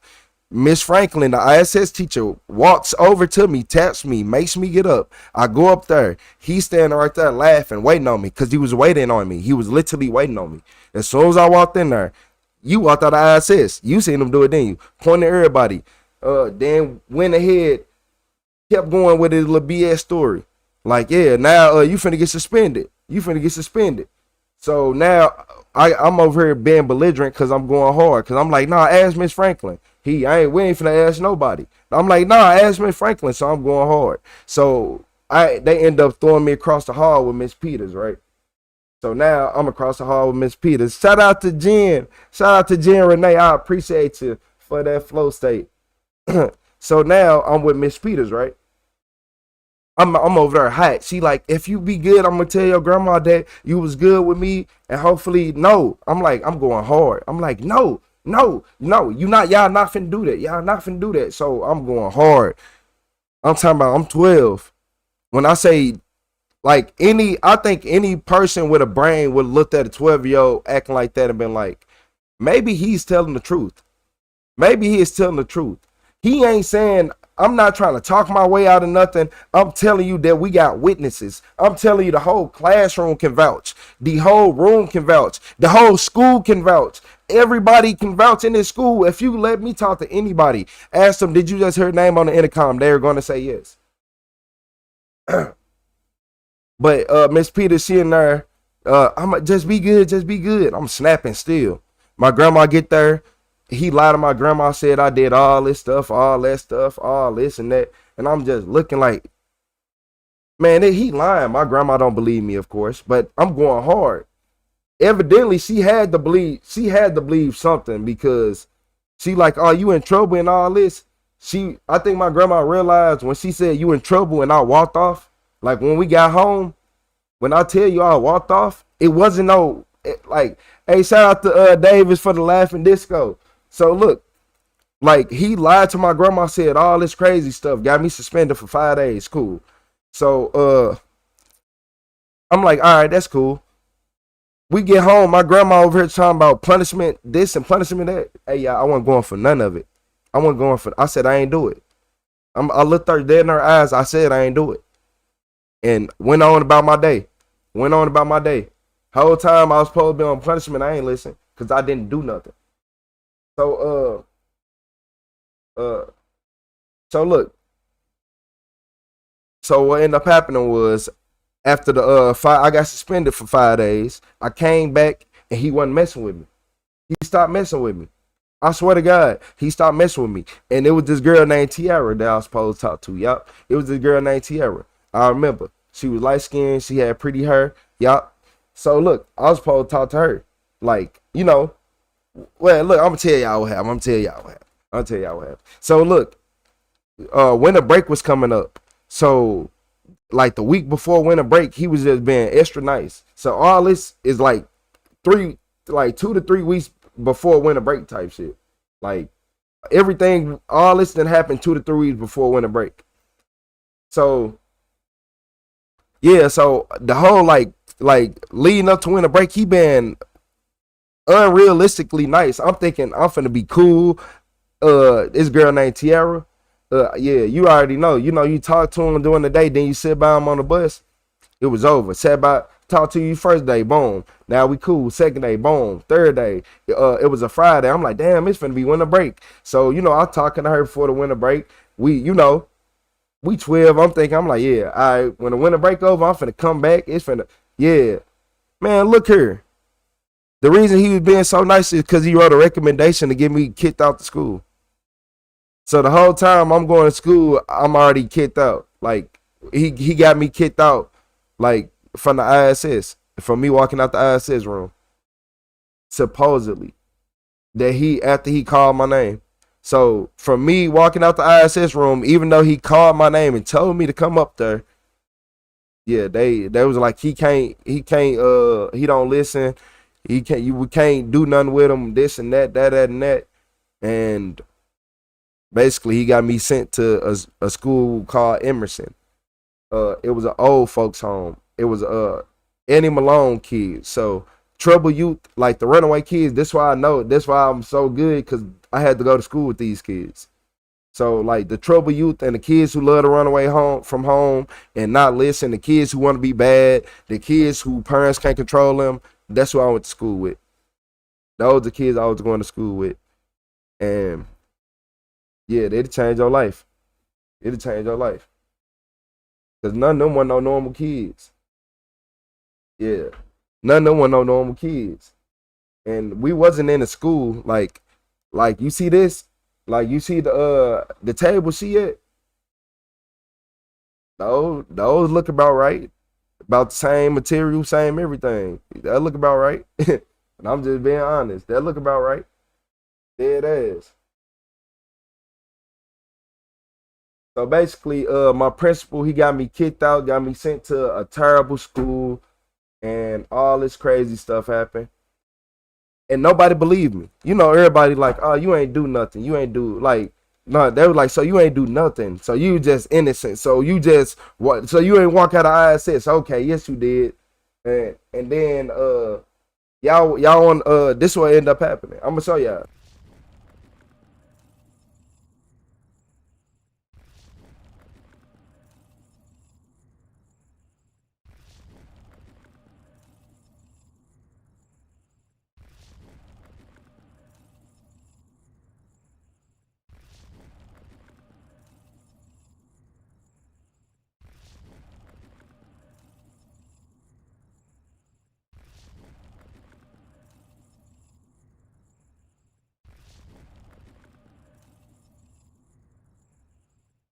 My bad, y'all. I had to get y'all back in here, man. Y'all want to know what happened to the principal? Oh, he is serving a life sentence right now. Former St. Louis school principal sentenced to 2 consecutive life terms in prison for teacher murder. The teacher he murdered was the lady that I was in the library with, cause they used to mess around. Yep. Yes, sir. Yes, sir. Mm-hmm.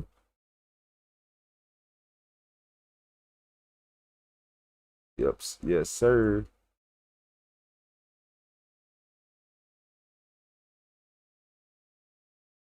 Nah, people just didn't believe me until they started realizing. They was like, "Oh, you might have been telling the truth. I told y'all he was a fucked up person." Oh, you think I'm telling the truth now? Oh, after he got a couple life sentences. Okay. Oh, okay.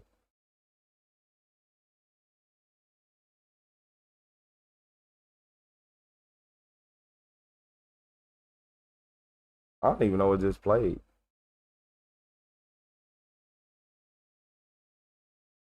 Hmm? You had a grown bully, quite literally, like I'm dead ass, a grown bully. This is really sad. As a former St. Louis principal pleads guilty to hiring someone to kill his pregnant mistress. In 2022, Cornelius Green was indicted for the 2016 murder of Jocelyn Peters, who prosecutors say was carrying his child. The jaw-dropping details don't stop there. This is what the indictment revealed. Green was married, but he had multiple relationships with multiple women. Jocelyn Peters and Cornelius Green were engaged at one point, and in 2015, she became pregnant with his child.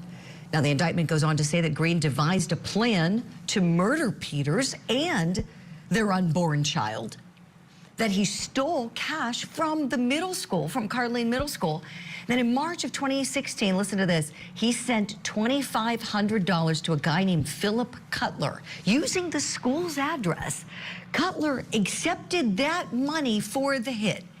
Cutler is going to be standing trial for his role in the murders, his alleged role in the murders, I should say, hasn't been convicted yet. He's just accused at this point. Now, so we. Oh, y'all thought I was playing? Oh, y'all thought I was playing?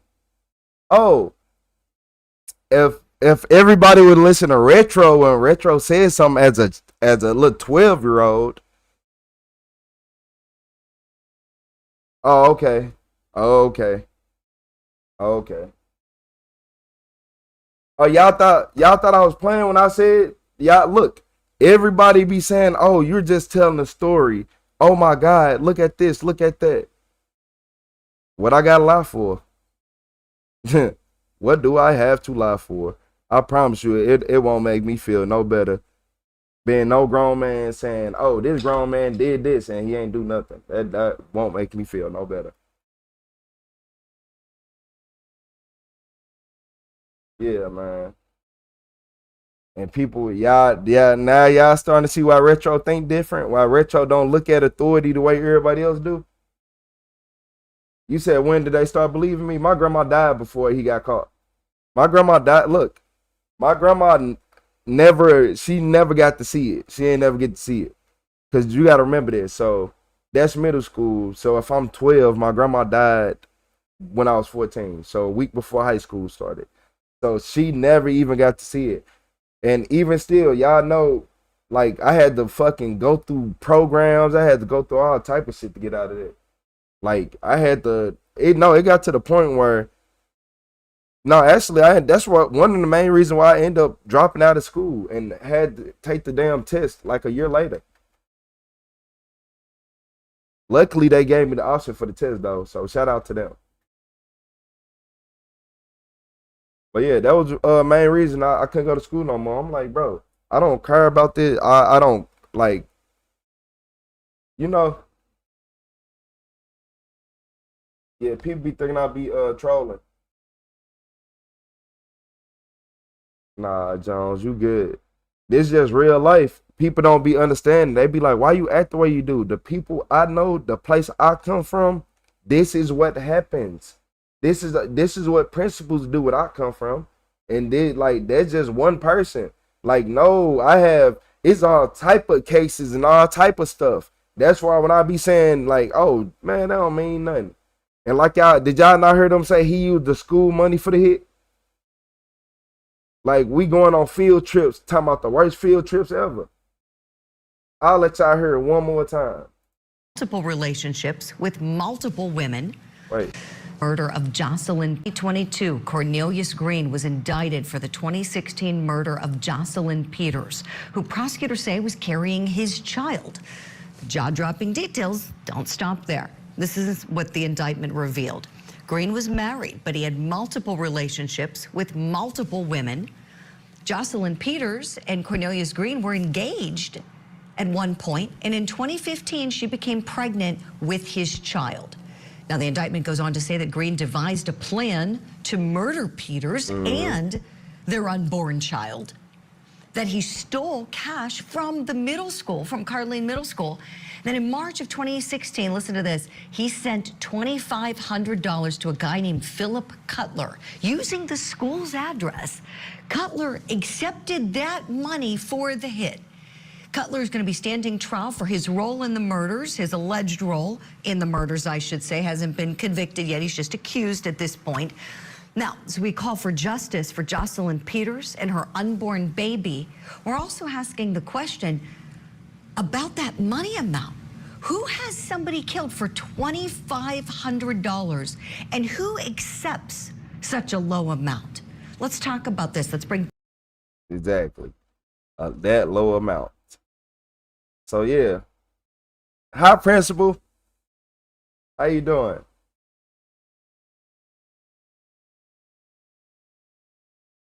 Yeah, man. Crazy story, ain't it? Crazy story. People like, oh, Retro, why don't you like school? Because I seen through it. I seen what was going on.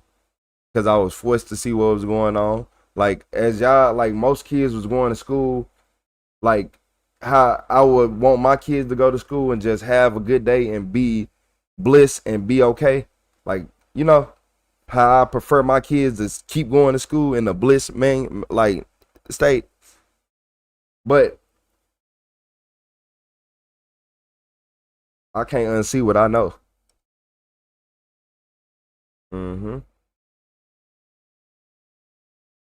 Yeah, I gotta remember.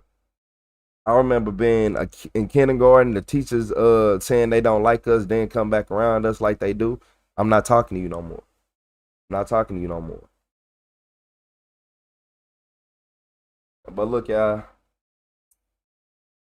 I got y'all. One more video before I gotta lay down. We've been up all night. We've been up all night. What time I start the live? Like 9? Like 9? Or was it 10? It was probably 10. 10, 11, 12, 1, 2, 3, 4, 5. It's only been 7 hours. I shouldn't have to sleep that long.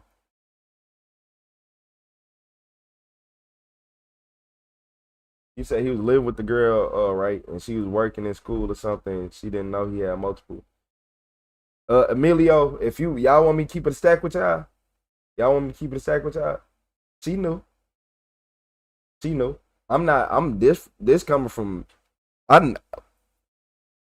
y'all look, did y'all just see me close my eyes and remember everybody? Miss Jocelyn Peters that day when we was sitting in the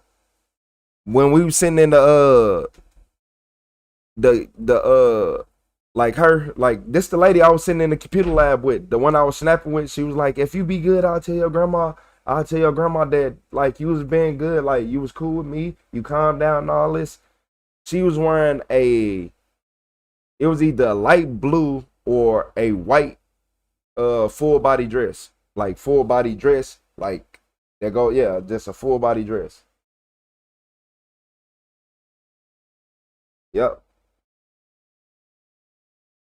And the only reason I remember that is because that's the day that like grown people I straight had a bunch of grown people in my face really lying. And that's the first time I'm like, bro, tear this motherfucker up. Like Like, that's the first time I'm like, man, hey. You saying on Femicide channel? Yeah, that was my principal. That's the one that got me kicked out of school. That's the one that got me sent to the world's worst school. My school didn't even have bro, I don't even think I understand. I don't think I understand. My school wasn't even a real school. It wasn't even a real school. That shit was literally, y'all, like, the way, like, we had the same rules like they did on hoes. Because I ain't even tell y'all this, so you want to go to school and be a class clown and be extra funny and don't listen. That bus coming, don't get on it. You go ahead, go across to the other side. Go get you some clothes so you can lay down. Take you a shower and stuff. Yup. Y'all ain't know that. That's the type of school I went to. Go ahead. Go lay down. And as soon as you think you tough and you say I ain't finna go lay down, don't worry about it. That's literally what they gonna say. Don't worry about it. Don't worry about it. And that's why I say it so much. Don't worry about it. Cause as soon as you hear that, get your ass up. I don't care how tough you think you is, how crazy you think you are, how mad, how much you in your feelings. Get your ass up. Get up. If he say don't worry about it and he walk off and you let him walk off, you let that man walk off after he said don't worry about it. And I'm talking about when I went to the alternative school, the principal, when he said don't worry about it and walked off, that was the worst thing, man. He came back like the Avengers every time. Every time, like you gonna go to jail, you wanna go to jail, you wanna go here. But by the time he walked off, you going to jail though. I appreciate you, Tay. Said we love you, Retro. I appreciate you. Yeah, my school, you what? And they used to be like, they used to do this. They'd be like, it ain't no that's why I say it's like hoes. They'd be like, it ain't no, you can get out this door, you can get out that door, you can get out here. Like, you can get out the doors. Like, we wasn't in a normal school. They'll let you walk outside to get out the doors too. Oh, you going to jail though? Oh, you get suspended, you going to jail. You get suspended, you're going to jail. Are you want to fight? Y'all think y'all finna fight? Keep go crazy, and the teacher said chill out, and you don't want to stop swinging? Watch this. You finna get grabbed like no other. Hell yeah! When I went to this, that was the first school I went to where I was getting into fights back to back. Talking about coming home black eye randomly, cause them kids will tweak out on a normal day. Like, you will be say you chilling, and then out of nowhere, like you punched, like you already punched. Now you in a fight. Now you fighting them.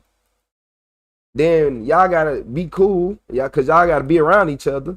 So you gotta be cool with him. Then you get in a fight. Man, this shit used to be crazy. I ain't gonna lie to y'all. I'm not gonna lie to y'all.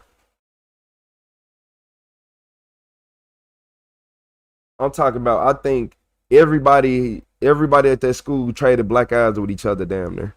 If you was around each other enough, everybody. I used to always get hit off guard. I ain't gonna lie. They used to always hit me off guard. They'll wait till I go to sleep or something. Fuck me up. Well, my first day, a white boy named Kenneth Miller. He in jail now for doing something to a drunk woman that was passed out. Yeah, he in jail now. But yeah, my first day there, he straight swung on me. I'm like, damn. Swung on me, hit me in my eye. Me and him got into a fight. Principal like, oh, he got you right there. You got him right here. Y'all good, shake it out. And then after that, shit, that's a normal day. Cause you get suspended, you go to jail. Hell yeah. That's why he chose the school. That's why he chose that school. Because if I get in trouble, I go to jail. But then when I went to the school, the principal started looking. After a month or two, the principal looked like, why are you here? Like, he straight pulled me to the side. I was like, All these other kids here literally has been in juvenile or like in jail, been arrested, all type of stuff. You the only one that ain't got arrested. Why are you here? And then I'm like, man, I told him the same thing. He lied on me. Then he, like, slowly but surely, the more he seen me, the more he started believing me a little bit. Shout out to Mr. Campbell. I ain't gonna lie. The more he seen it, the more he started. He like, man, I'm gonna try to get you out of here. I'm gonna try to get you out of here. It's gonna take a little time. I think it took like a year, a little bit over a year. But he got me up out of there. He stuck to his word. He got me out of there. But I had to go from there to a transition program. Lord. That was even worse than the alternative school. Shit. Transition program, the motherfucking teacher, Mr. Daggs, he want to act so tough and slam somebody so bad. Like, damn, like, just be a normal person. He just waiting on you to do something. Like, he was mad he never got a chance to slam me. Like, come on, man. And he would say, yeah, I'm going to slam you. Like, come on. You just trying to egg me on every day. You don't want to see me do good. Bruh, my life has been full of all types of ups and downs. I ain't going to lie to you. Like, even that, like, I look at those teachers like, y'all some haters. And then y'all know I had, like, I had went to this little program in high school where I got to go to school for 3 hours a day. And then I got tired of going for 3 hours a day. I ain't gonna lie to you. I'm like, bro, I'm not finna keep coming here. I'm like, I'm like, my son, like 7 months, 8 months old. I'm not finna keep coming here every day.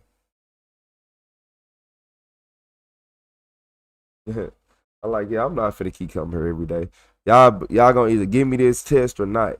Man, them teachers straight start talking all shit because I want to take the test. You not ready. You not this. You ain't gonna pass. You gonna fail. If any of y'all find my graduation video, you gonna see me look at the teacher and say, I told him, you said I was gonna fail. You said I wasn't gonna pass. You said I wasn't gonna pass on stage. You said I wasn't gonna pass. You over here trying to be fake happy. No, you said I wasn't gonna pass. And I stood on business. Yeah, I stood on business. Because y'all said I wasn't going to pass. I done lived a whole different lifestyle. People hating all type of sizes.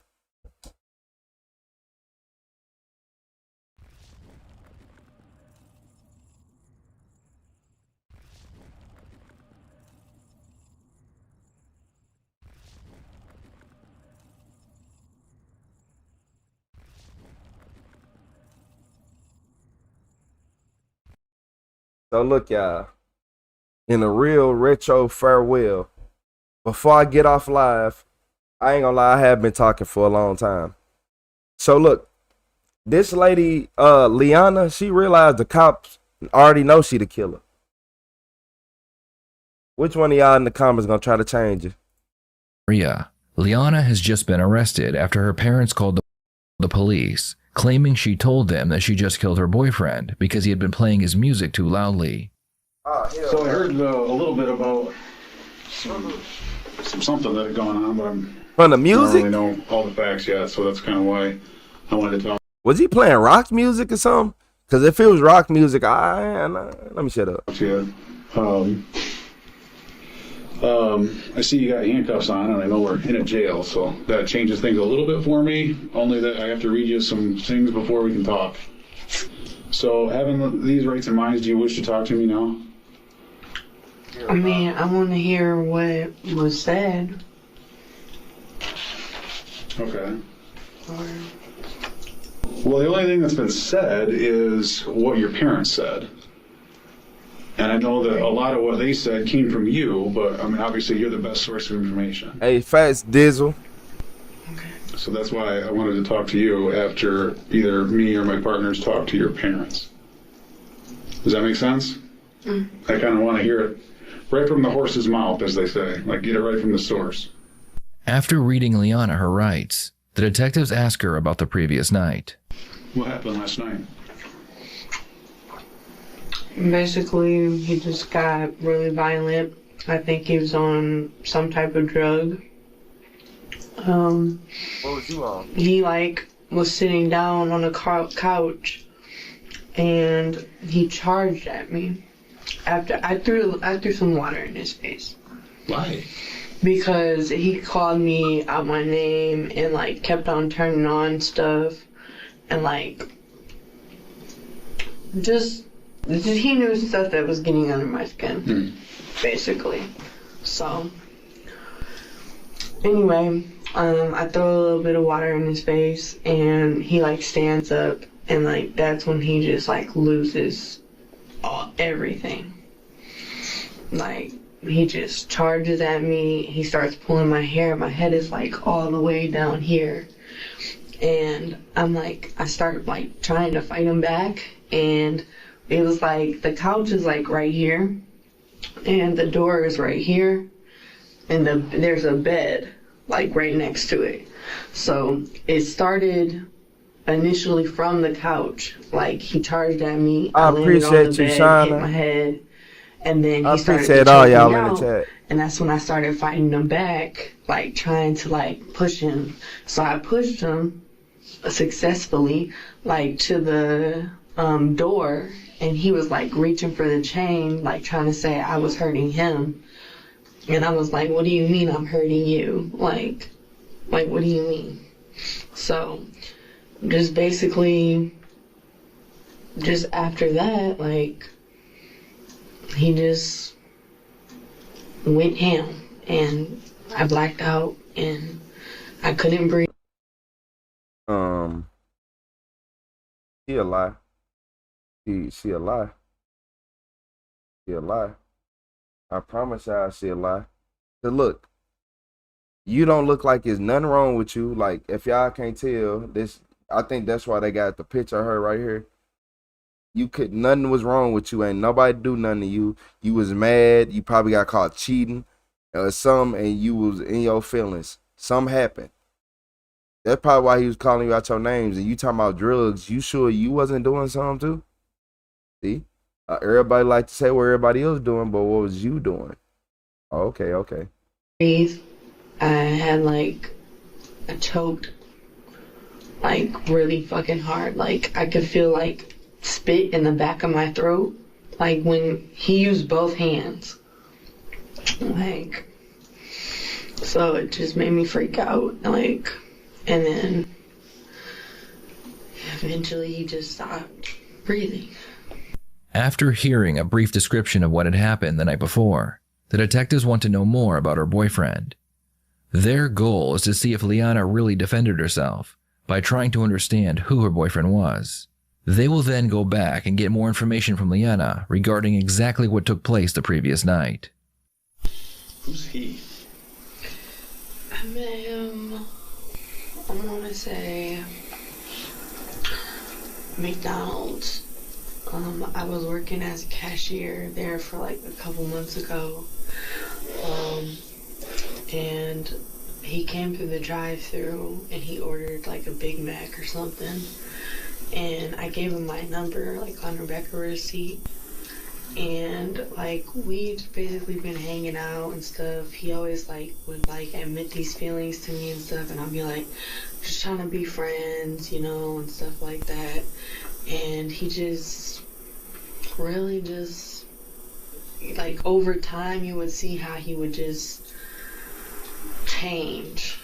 I don't know how to like describe it, but it's like he went from sweet to like sociopath. Like, he just wanted me around him, and I was just staying there so that I can just like have a place to stay for my job and, you know, like kick it, hang out with him. He's like a lonely guy, so I was just like hanging out with him, and you know, and he just got crazier and crazier. And then I noticed, like, particularly within the past 3 days of hanging out with him, that he would do like this with his nose, like this, like just like he was off some type of drug. And he told me about like this scamming stuff and like promethazine and fake doctors and just like just like getting prescriptions that he didn't need. So I don't know if it was a pill or if it was like a promethazine type thing or... Liana explains that her boyfriend had a tendency to use prescription drugs not prescribed by a doctor. She needs the detectives to believe that her boyfriend was unhinged and she was really afraid of him. Do you know anything about him, like why he's in Kalamazoo or what he does here?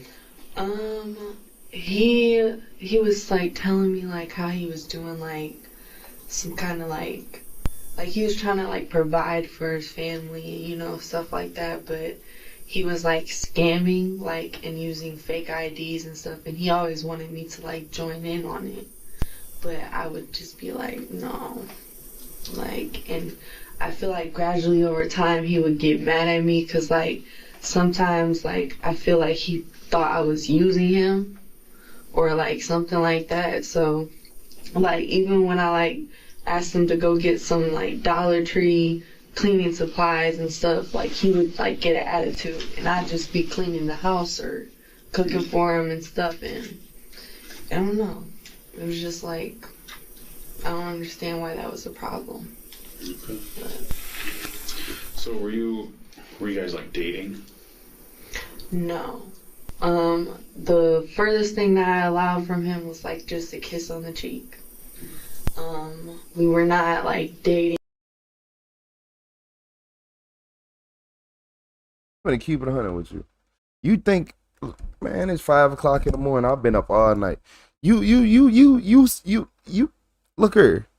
I'm not going nowhere for you. Hell, I got an attitude too. Don't ask me to go no damn store. Talking about a kiss on the cheek. Who do I look like? A kiss on the cheek.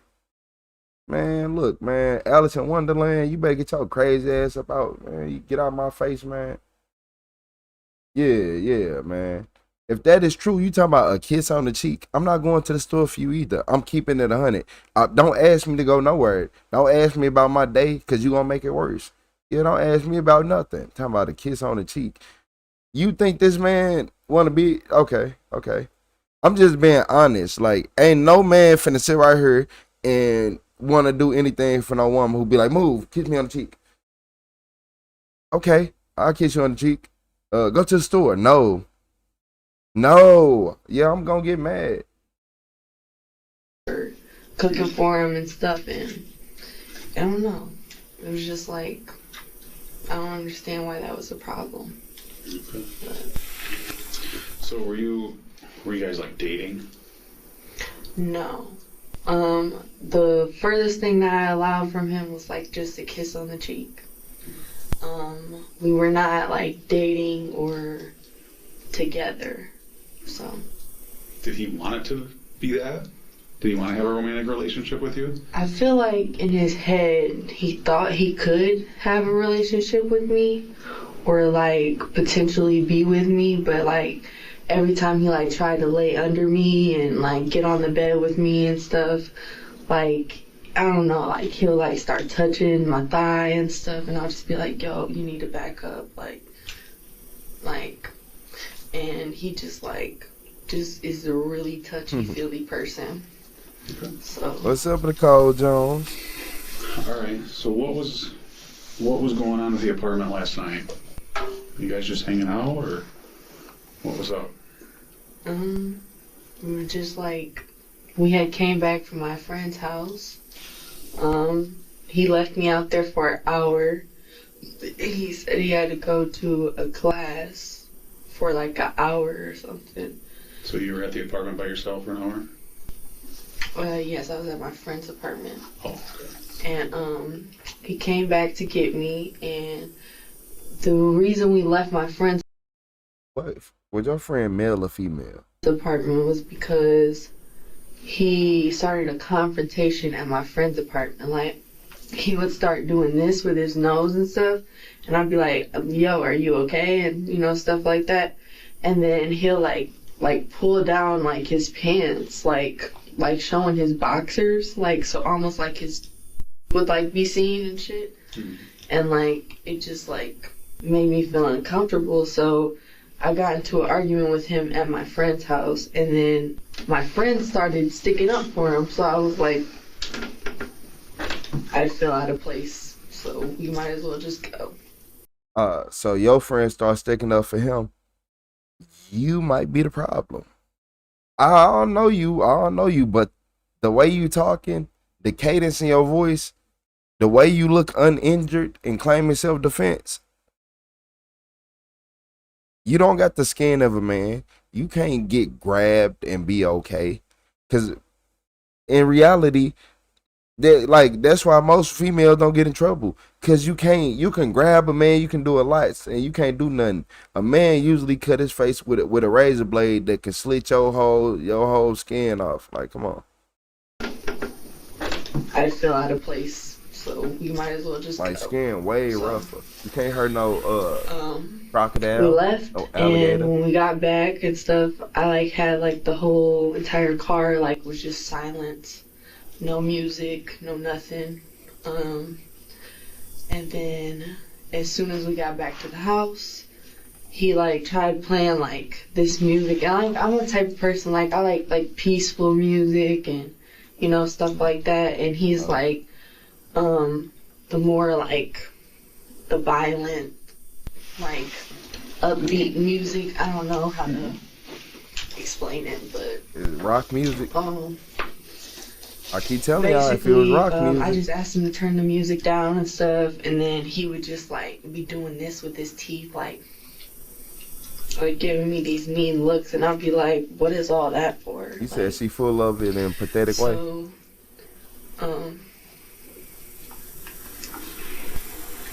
that's basically how things transpired and led up to that, and then just name calling and all the stuff that came after it. So Leona decides to tell the detectives about her interaction with her boyfriend's brother the day before.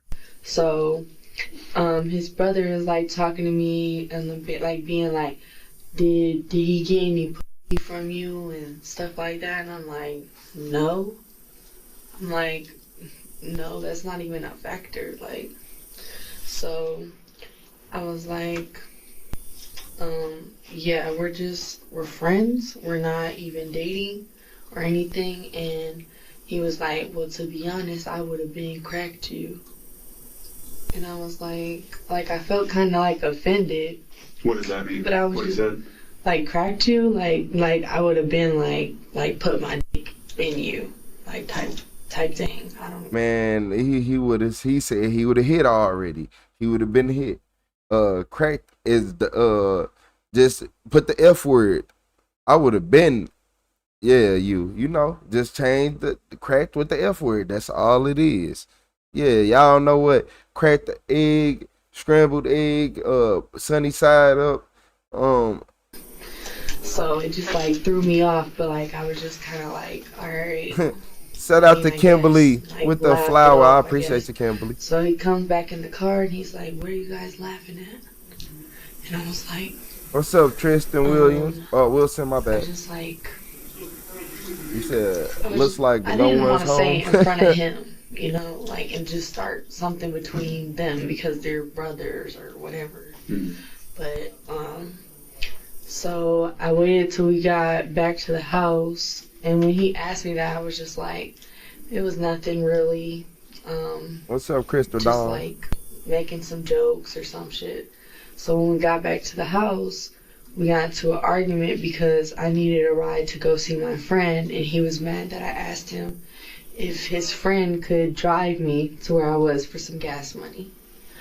And he was just like, why? Or like, why? And I was like, what do you mean why? Like, I just need a ride.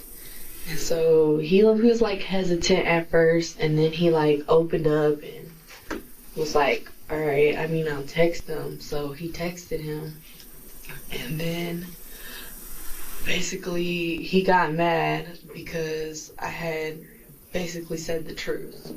I want to. So he was like, he was just like, we don't give a anyway, we pass bitches around. And I was like, what is that supposed to mean? You know, like. That mean after I'm done I don't with know, you, it just he made me get to feel have like out of place. And then I noticed like extremely like just weird patterns of behavior like after that. But yeah, and like I think really what set it off was either he was taking some drugs, and then just that situation on top of the drugs like just made him like act out of anger. And I don't think he was really paying mind to what he would say. Like he just seemed like off in the head, like he was just like laid back on the inside, but like just mean as hell on the outside. I don't know how to explain it. You ever seen him like this before?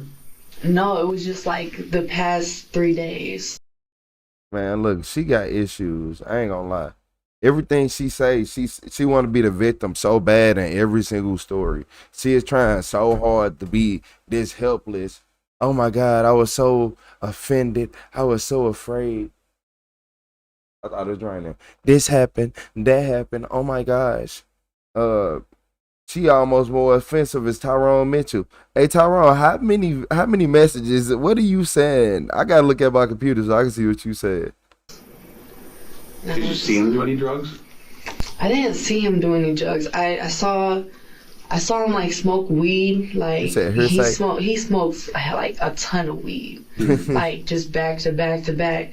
And I would tell him like, yo, I'm on probation. I can't, you know what I'm saying, be around that and stuff. And like he'll even get like so disrespectful. Like he'll just blow it in my face, like, and just be disrespectful. So I'll go try to open up the window, and he'll get mad at me for opening up the window. Liana has done her best to explain that her boyfriend wasn't a very moral person. Based on her stories, he was an angry person who was addicted to drugs and enjoyed being mentally abusive towards her. When she finishes talking about her boyfriend, the detectives ask about the events leading to his death. How did it start?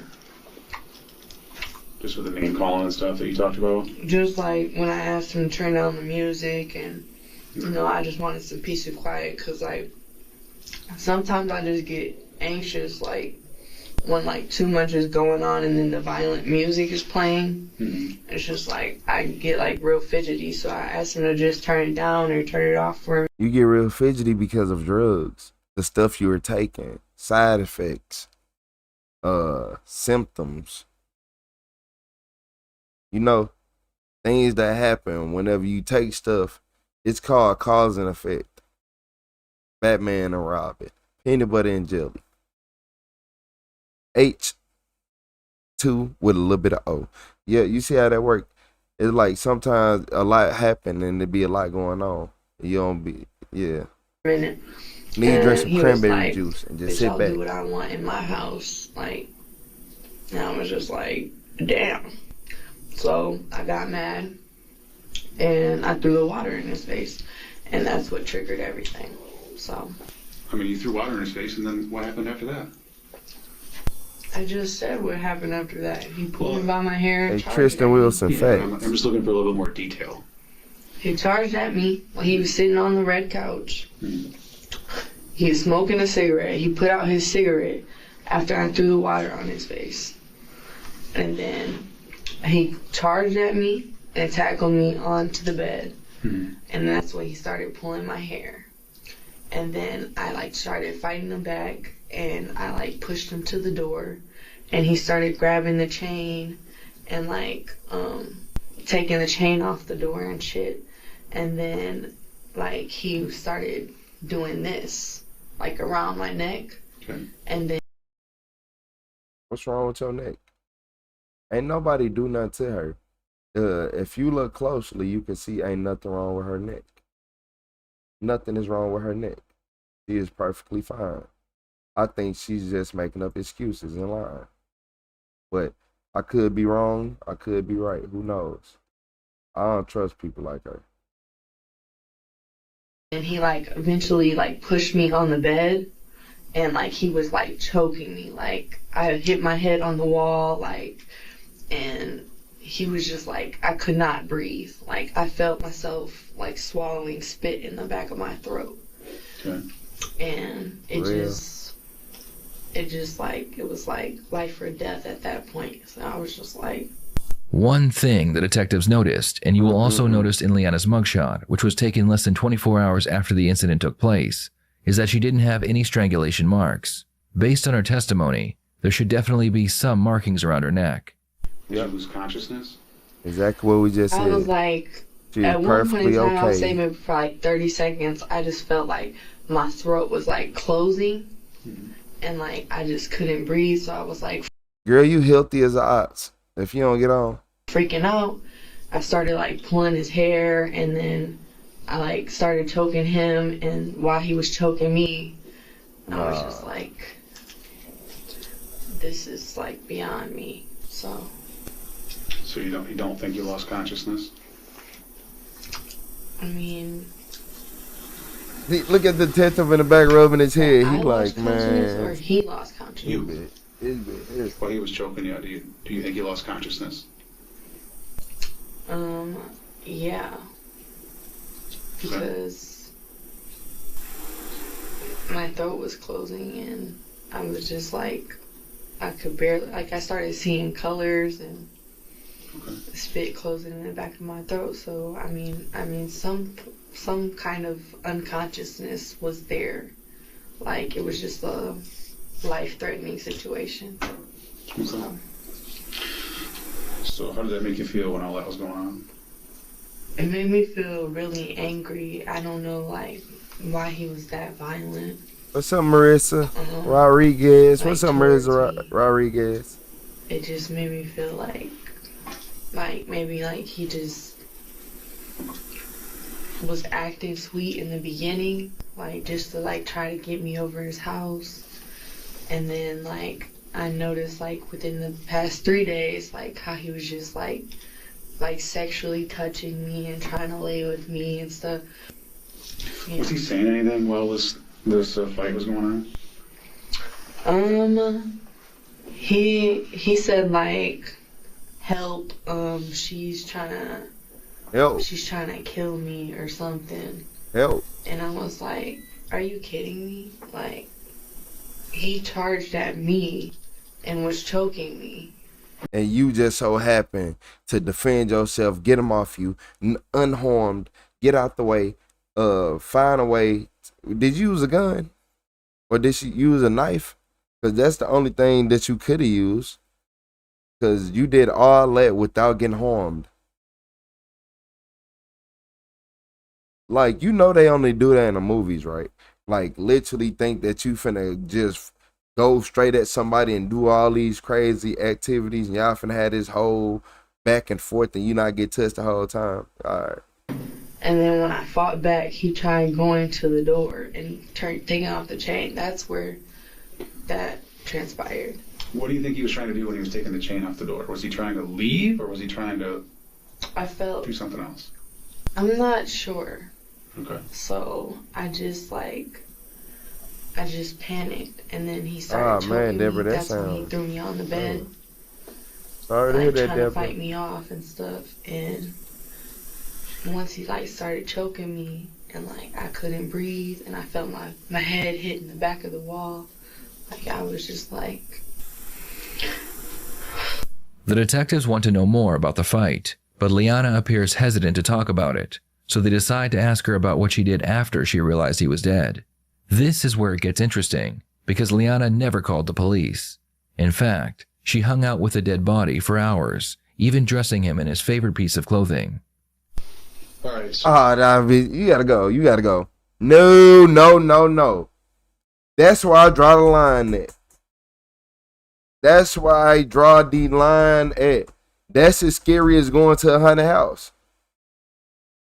That's scarier than going to a haunted house, because this you change this man clothes to his favorite clothes. Who are you? You think you're a pallbearer? No.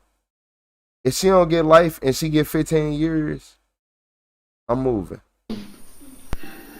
kind of back to the fight here last night. You guys are fighting. He was trying to fight me off. On the door, and then all this other like, stuff are happens you where serious? You're trying to hurt me. And that Help, sort of stuff. help. And then kind of what happens after that. Just like,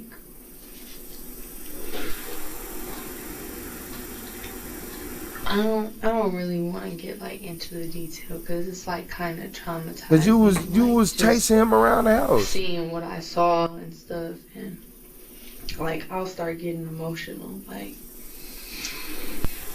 So I really don't want to like talk about like what I saw, but I felt wrong afterwards, but I knew that it was a threatening situation.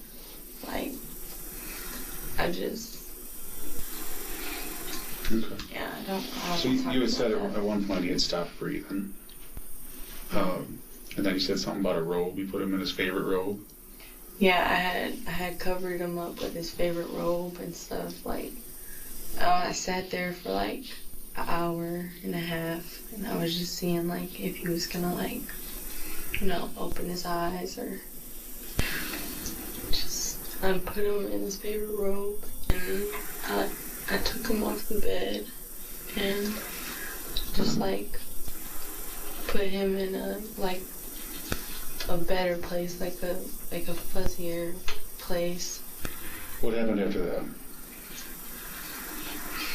I sat there and I cleaned like the entire apartment.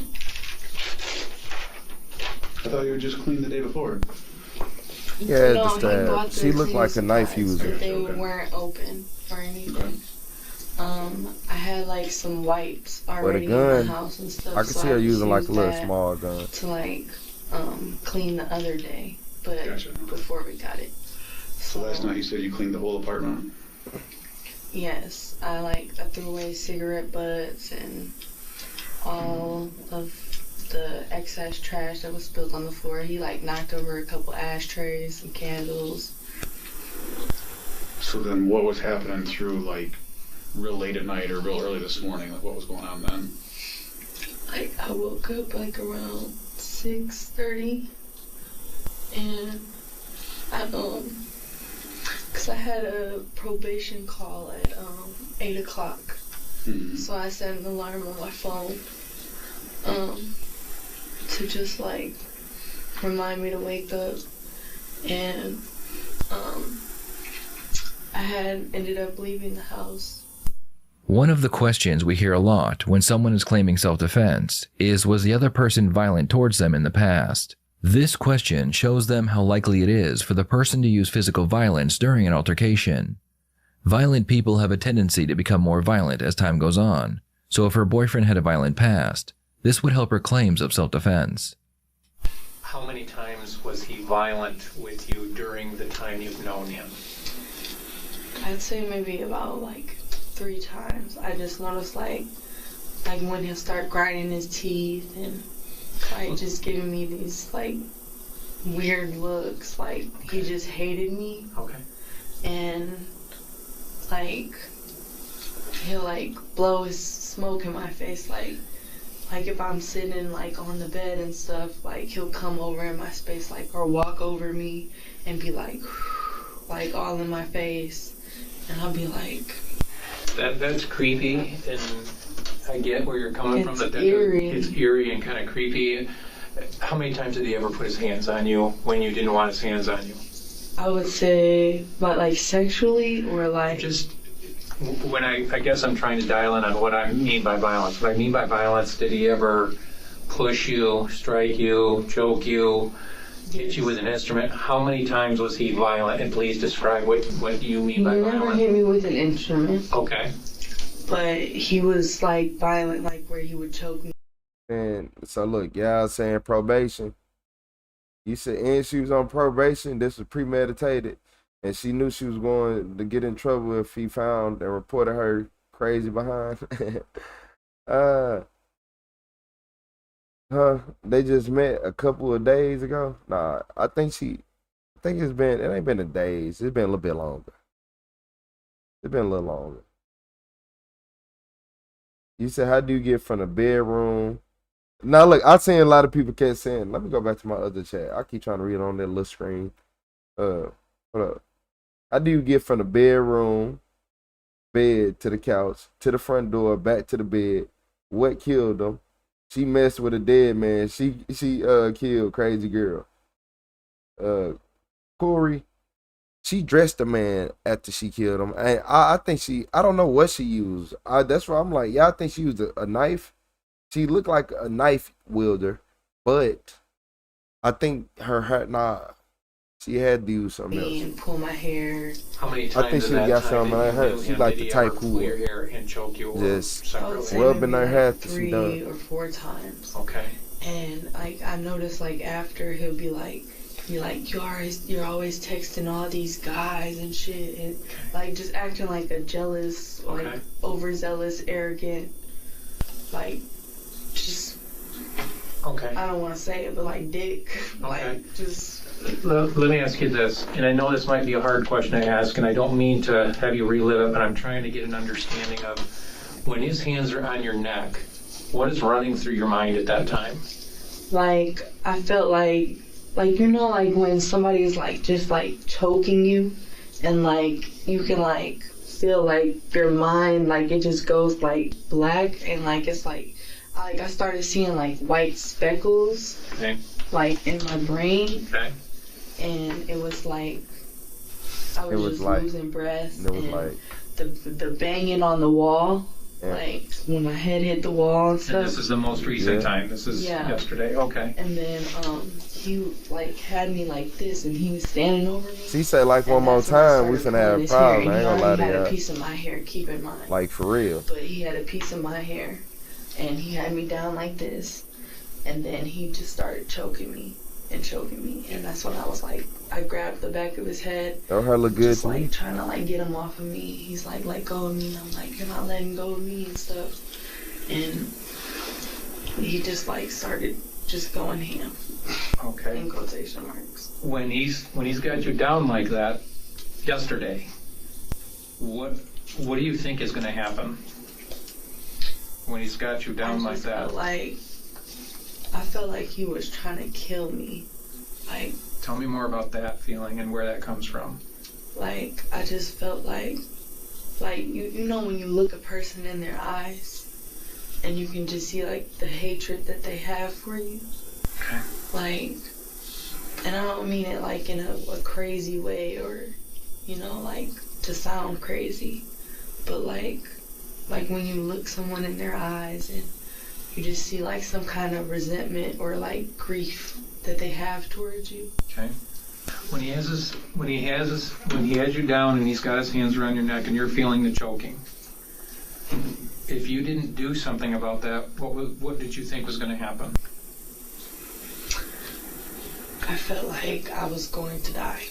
Tell me why you felt like you were going to die. Because he had such a tight grip on me, and it was like I was like I could feel his arms around my neck, and I was just like you know how your throat like kind of clicks like when you can't breathe. It was like closing and closing, and it was just like really tight.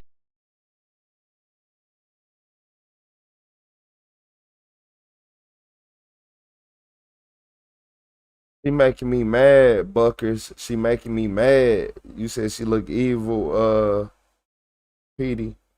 She is making me mad, y'all. You said everybody count how many times she say like. I'm getting mad. I'm like, how many times you gonna say like? I ain't never said like that many times during a 12-hour stream. She make like I can't even. She is making me mad. I can't even say words no more. I have to expand my vocabulary around her because this makes absolutely no sense. This is most definitely preposterous that she's saying the same word over and over that I need to break my bad job. My mind couldn't process somebody saying the same word a billion times. Every sentence. In the back of my throat. And I was like this and my eyes started bulging out my head. And okay. I was like, this is life or death. Okay. Liana gives all of the right answers, but there are still a few things that need to be addressed. Besides not calling the police after killing her boyfriend, the detectives want to talk about how his death took place. They realize that Liana doesn't want to talk about it, so they use a specific line of questioning to get her talking. when you notice that he's no longer breathing? What are you thinking at that point? I mean, I hope he's alive. She dropped my IQ too, man. Okay, So that's a I good just got answer. mad. So how long would you say it took for your hands on his neck for him to stop putting hands on your neck? Like how quickly, once you started to intervene on what he was doing, when did he stop? I would say like the whole fight lasted about like maybe 5 or 6 minutes. Okay. It just like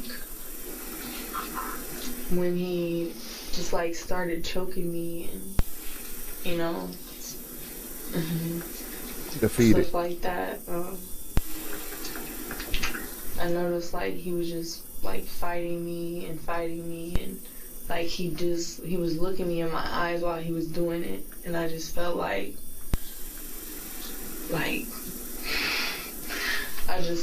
really bad about it. Like it just was It's a bad thing. Okay, so you're describing you're on your back, is that correct, when he starts choking you? yes. Okay.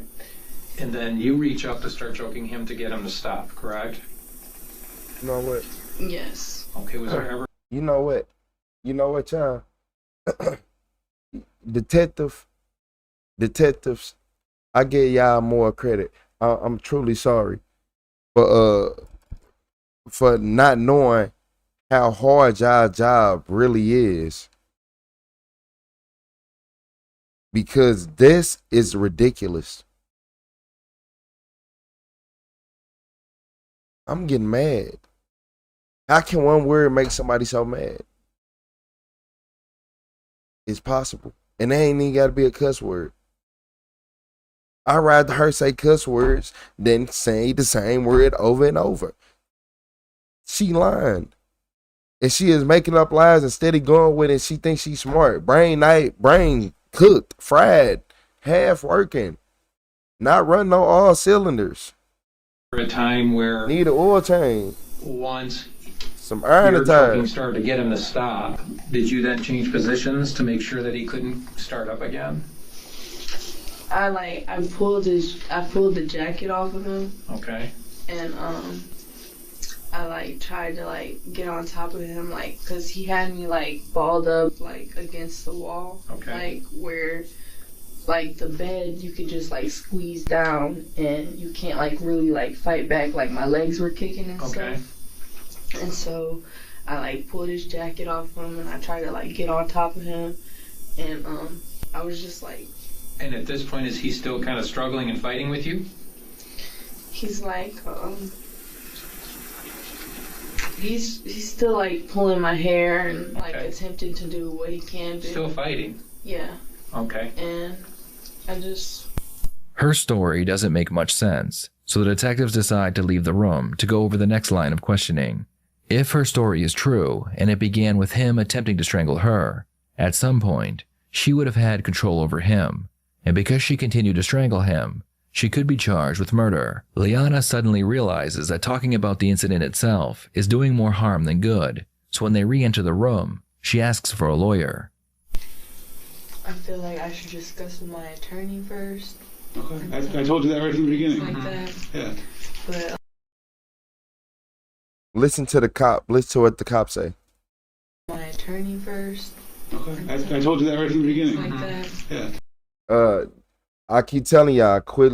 The police always tell you what you need to know at the beginning, so you forget by the time they done. They be like, "Don't interrupt me till I'm done." You have the right to remain silent. Anything you, if you let me interrupt you after the first part, then most people be like, "Well, I'm done then." And then if you gotta stop reading wherever they at, you see how that work? You have the right to remain silent. Anything you can say can and will be used against you in the court of law. The Miranda rights are so confusing that even police carry a Miranda card because they don't be remembering. So you suppose this your job to remember that, but you still carry around a card because you even get confused because it's meant to confuse people. It is meant to be a brain teaser and a brain twister. Watch everything they say and question everything. Yeah, your neighbor, yeah, she be smiling too much. Watch her. But like, the questions weren't like too uncomfortable for me. Okay. It was just like more so like just like remembering what happened, how he was laying. Yeah, you'll notice if you said you didn't want to talk about something, I didn't ask you that question again. Right? Mm-hmm. Okay, so I'm trying to be respectful of your wishes. If there's certain things you don't want to talk about, we won't talk about it. It's fine. Okay. I can understand the position you're in, and I'm not trying to like trick you or anything. It's just.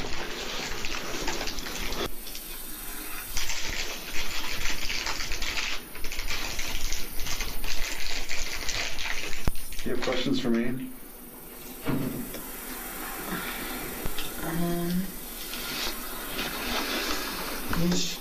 When do you think my attorney will be here?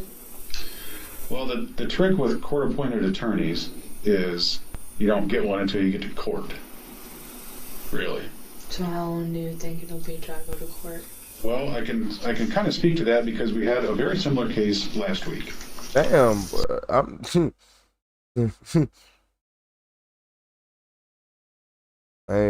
not going. I ain't fucking around there. I ain't going there. So, what's going to happen is there isn't any way that we can release you when we do that.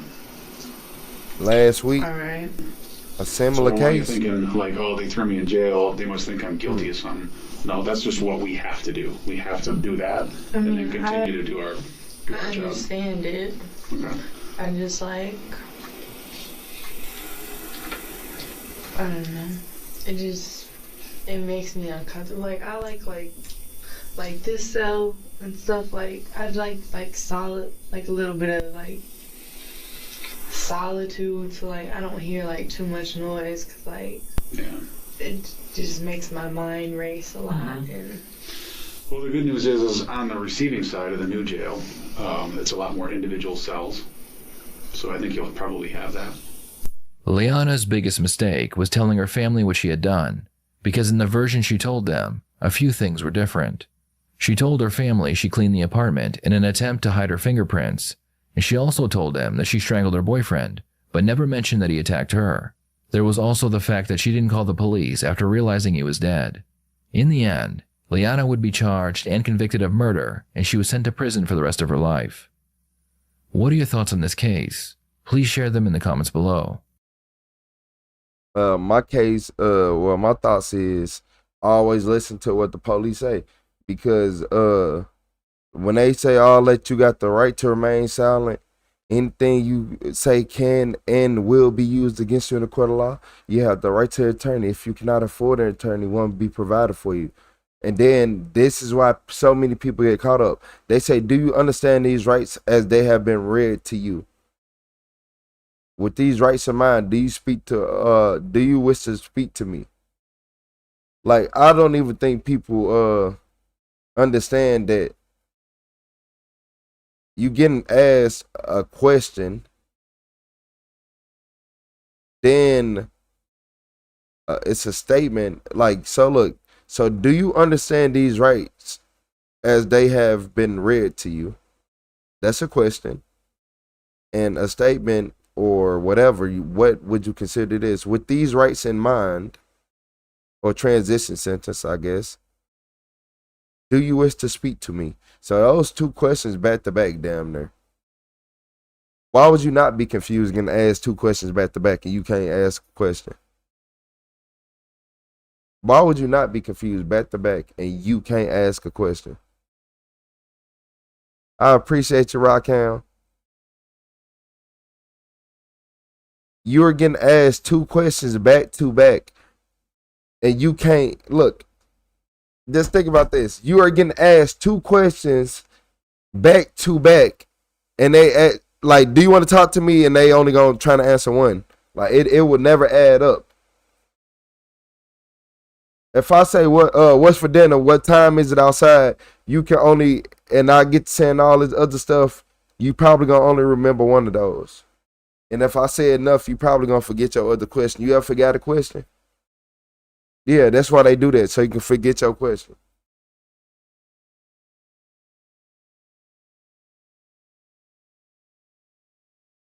Talking to police, get more evidence against you. Exactly. The police are there to arrest people. Police they said we arrest the bad guys. They think you a bad guy. Yeah, police think everybody a bad guy. Mm-hmm. Police think everybody a bad guy. Granny, you say you sound like you don't know what you're talking about.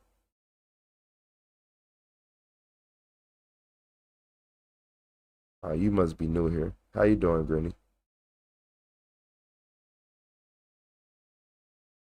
I literally just explained that you're getting asked 2 questions back to back, and they asking you, do you want to talk? So yeah, so like, and look, and then not only are do the police ask you 2 questions back to back, they say, oh yeah, and okay, yeah, so we found this in the back of your car when this and that and that. So they trying to throw you off already. You don't even remember that they said that you got the right to remain silent because they started that, and then they went through a whole bunch of filler sentence. You have the right after lawyer. You shouldn't have to hear nothing else, but no, they want to keep talking. Do you understand these rights? Have they been and keep going and adding on more? And then when they talk to you, they're going to say something and then ask you more questions. So what are you talking about? Police are going to ask you more and more questions after they read you that, and you be like, "Do you want to talk to me?" You first off, you're confused. You like, yeah, I want to talk, and then they gonna ask you some more stuff to keep throwing your mind off and make you forget that you have the right to remain silent. Exactly.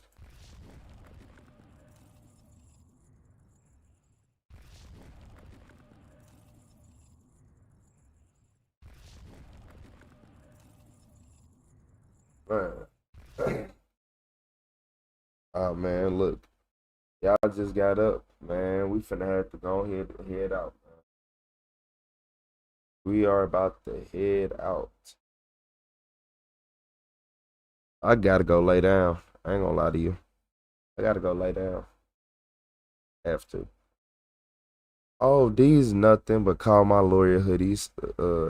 If she was wearing this hoodie, she would have just been reminded to call my lawyer. You know, I'm just saying. It's just certain things you can do to help yourself out. I just accidentally hit the back button on my mouse. Don't worry about it.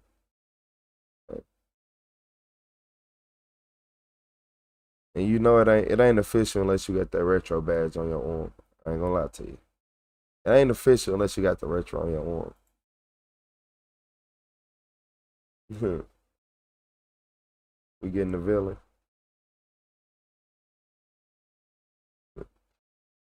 Man, I ain't gonna lie. Y'all finna have to get the sleepy version of me. Cause I'm finna lay down real quick. I appreciate all y'all. Hey, I appreciate your buckets. Make sure everybody hit that like and subscribe button. Don't miss the next stream. We gonna go crazy, man. And if you want to, make sure you hit that description up. Go get you one of these. Everybody been saying they like this one the most. Y'all and these all black facade is crazy. These ones people been liking the most, than black ones. But I like this one. I like the Team Royal. Ooh, I keep telling y'all, this is my color. Y'all see that retro on the arm, man. Yeah, I keep telling y'all. I like the red one. I ain't gonna lie. Red one look good. Great stream. I appreciate your music, King. I will be back. I will be back.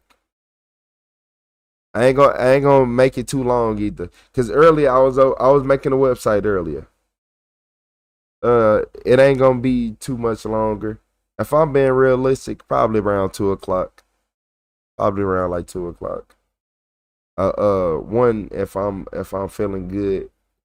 12 if I'm feeling snazzy.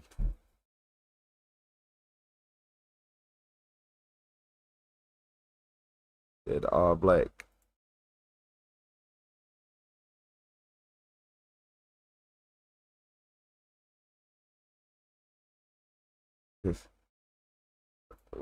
We're gonna see. I want to see exactly how they all come out though.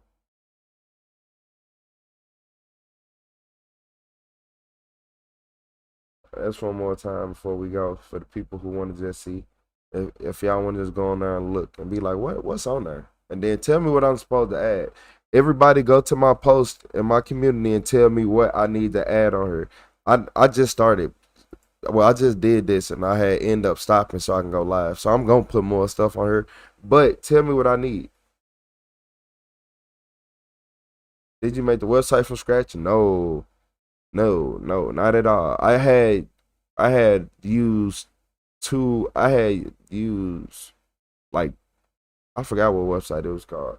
I had used another website and I connected it to Shopify, and that wasn't easy. All that instantly connect your stuff to Shopify, and then it wasn't that easy. They made everything it's simple only because I understand BS and loopholes, but they was trying to make it more difficult than what it needed to be.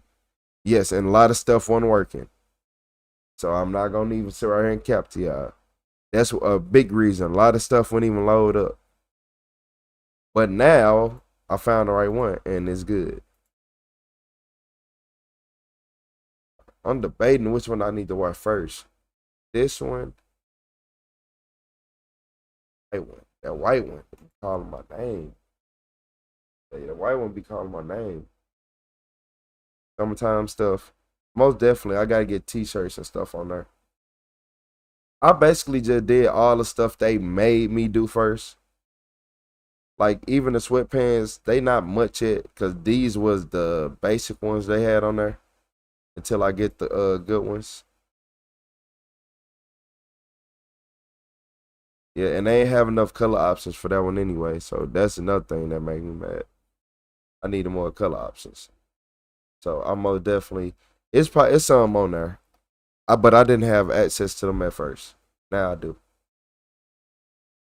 Don't forget about the hats. I made them simple because I don't feel like nobody should have to pay $30 for a hat. I don't care. Don't care. Call my lawyer. Ask him about it.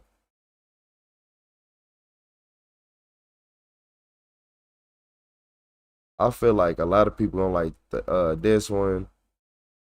They gonna like the black no matter what. People like the black no matter what. The light blue look good. The white, of course. White, of course. White gonna hit. White gonna hit. White. White is excellent. Dark gray. I ain't gonna lie. All of them actually do look good. Especially this one. It's different.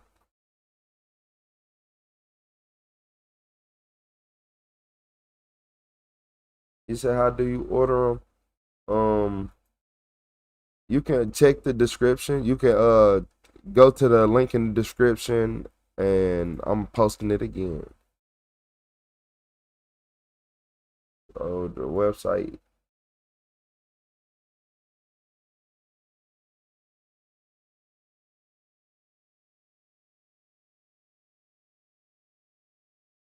Yeah, and then for the people who like, I just want something simple. Yes, here go the simple hoodies. Here go the simple hoodies. Gonna get more of them too. A lot of people like camo. They was going crazy for the camo hoodie and the other colors. So I ain't gonna lie. For I think I'm gonna end up getting this one too. And like I want this one for some reason. I didn't seen it 10 times, and every time I seen it, I keep stopping and staring at it. That sandstone, it's something about that sandstone color with the logo, and I like this one. I keep telling y'all I like this one. I don't know why. I like that one.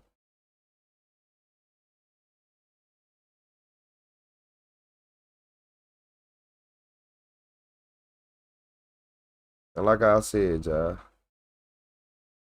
got one of them camo ones. People love camo, so why not?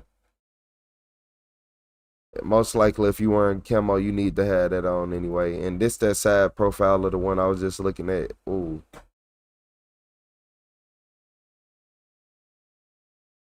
Yeah, most definitely. Most definitely.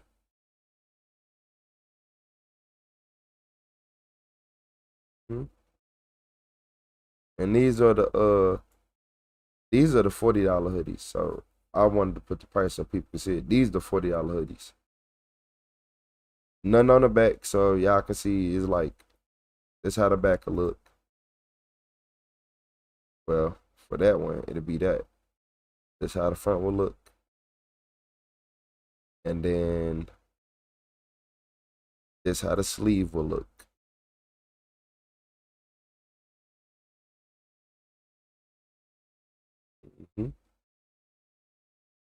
Yeah, but these hoodies, they gave us a little bit more options.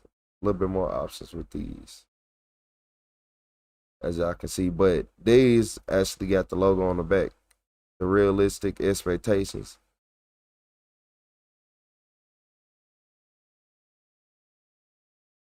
And why realistic expectations? Because that's what that's where everything come down to.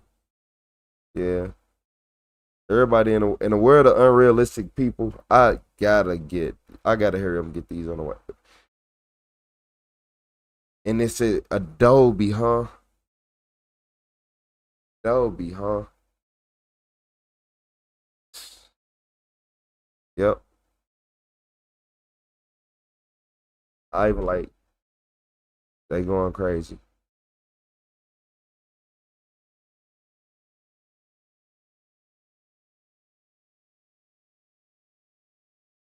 You like the royal blue? That's oh, don't even get me started. Don't even get me started. Cause you got that's purple. That ooh.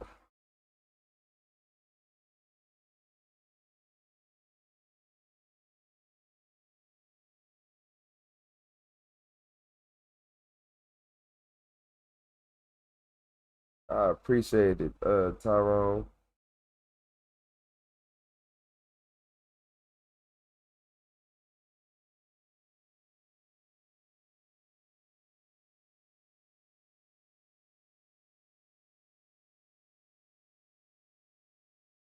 Yeah, everybody like black. Everybody has been saying black, the black one, the black one. He said, I ain't shopping online. Look, I don't usually shop online, but all these good. These are good. These ain't no it ain't no third party. It's third party, but it's a well known, I guess you could say. Because everybody know what Shopify is. Everybody know what Shopify is.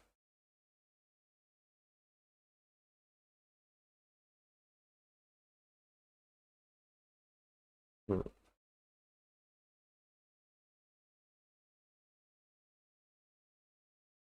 He said Adobe fourth one saying.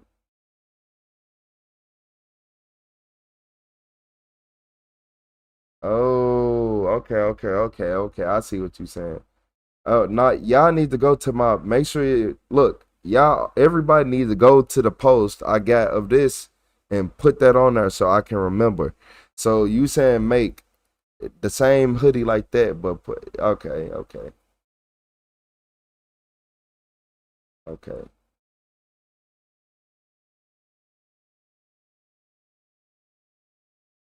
Okay, it ain't gonna. Once I start doing it, I'll learn and I'll figure that out.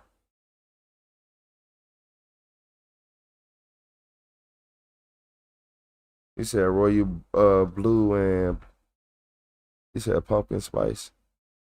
What was that? The other one? Uh, I keep forgetting what people call that color pumpkin spice. My bad. What is it? Oatmeal.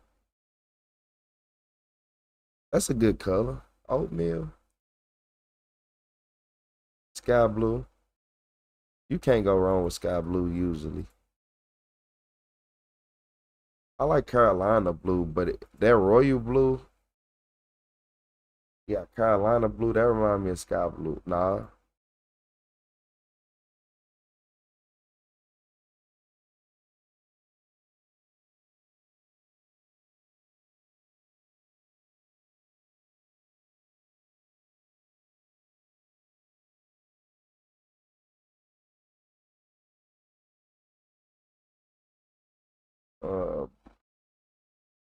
I don't think so, Crown.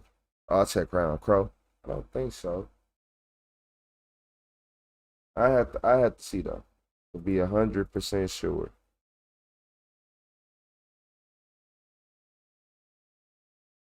Yeah, to be 100% sure. So, you know, get the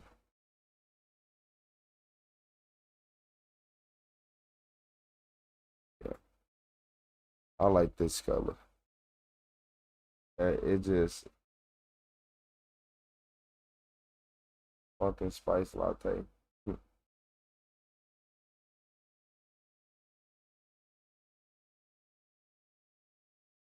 You said royal blue is the most eye catching. That's why I'm like, man, that royal blue just hit different.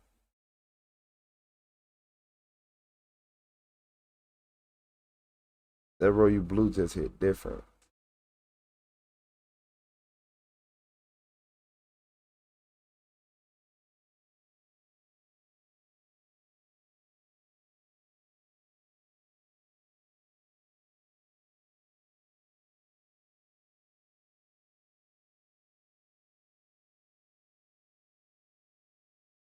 Like blaze orange.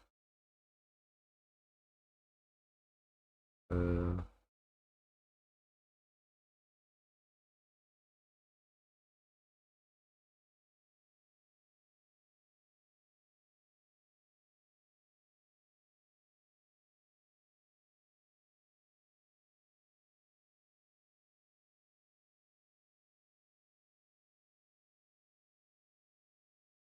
I just know people on this. No matter what happens, black is gonna always succeed over everything.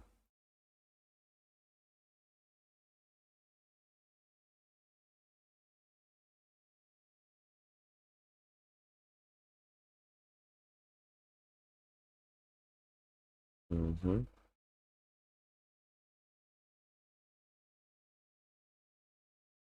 That royal blue on everything is nice. Yeah,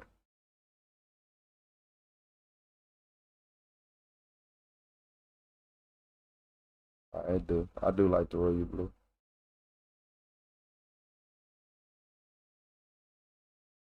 And shout out to everybody for tapping into this stream. Even though we didn't start, I don't know what stream. I be losing count of streams. I don't know where I'm at. I don't know what stream I'm on. I don't know what the title is. Nothing.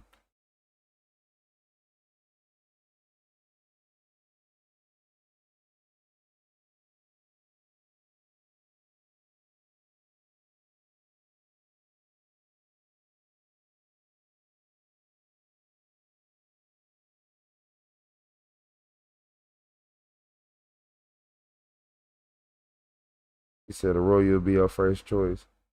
True Beauty, bro. You said depend on neighborhood. Casey, I wasn't even tripping off him. Like I keep telling y'all, anybody who come in my chat and be mad, they don't slap no type of towel across their back or nothing. Like they don't get in no shower and put no towel on their back. They not gonna wash behind they ankles and make sure they calves clean. They don't wash their calf muscles. They let soap run down there. They got gunk on their feet from 9 years ago. Yeah, man. Yeah, man. I don't listen to nobody like that. Cause I look at it like this. If you it gotta be something wrong. No, there's something wrong with you. It gotta be.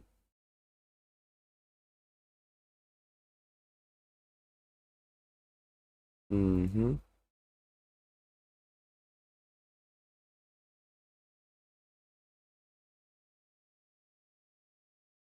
I'm like, still trying to be racist. Oh, we bored of that. It's boring now.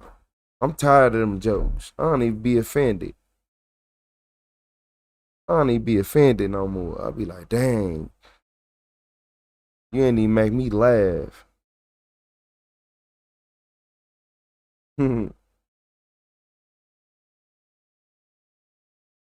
Yes, I am new. Shout out to God's Child Blessing. Obsessed fans, pretty much. They be people with nothing better to do too. So sometimes you gotta troll the troll so they know that they in the right area, then they usually be cool. Cause if y'all probably ain't never noticed, most of the people that troll, they come back the next day and they be normal people. Y'all be acting like I don't remember names. That's people's problem. They be thinking I don't remember names.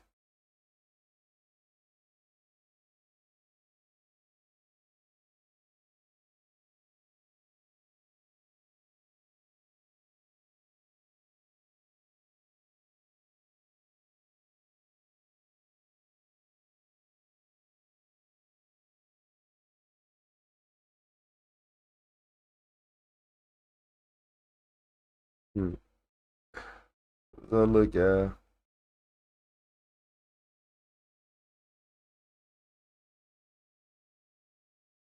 Everybody check out the description. Check out the pinned comment. I will be ending the chat in the next minute. So I appreciate all y'all. Appreciate everybody. I'm finna go lay down and we'll be back. The quick I lay down, the quick I come back.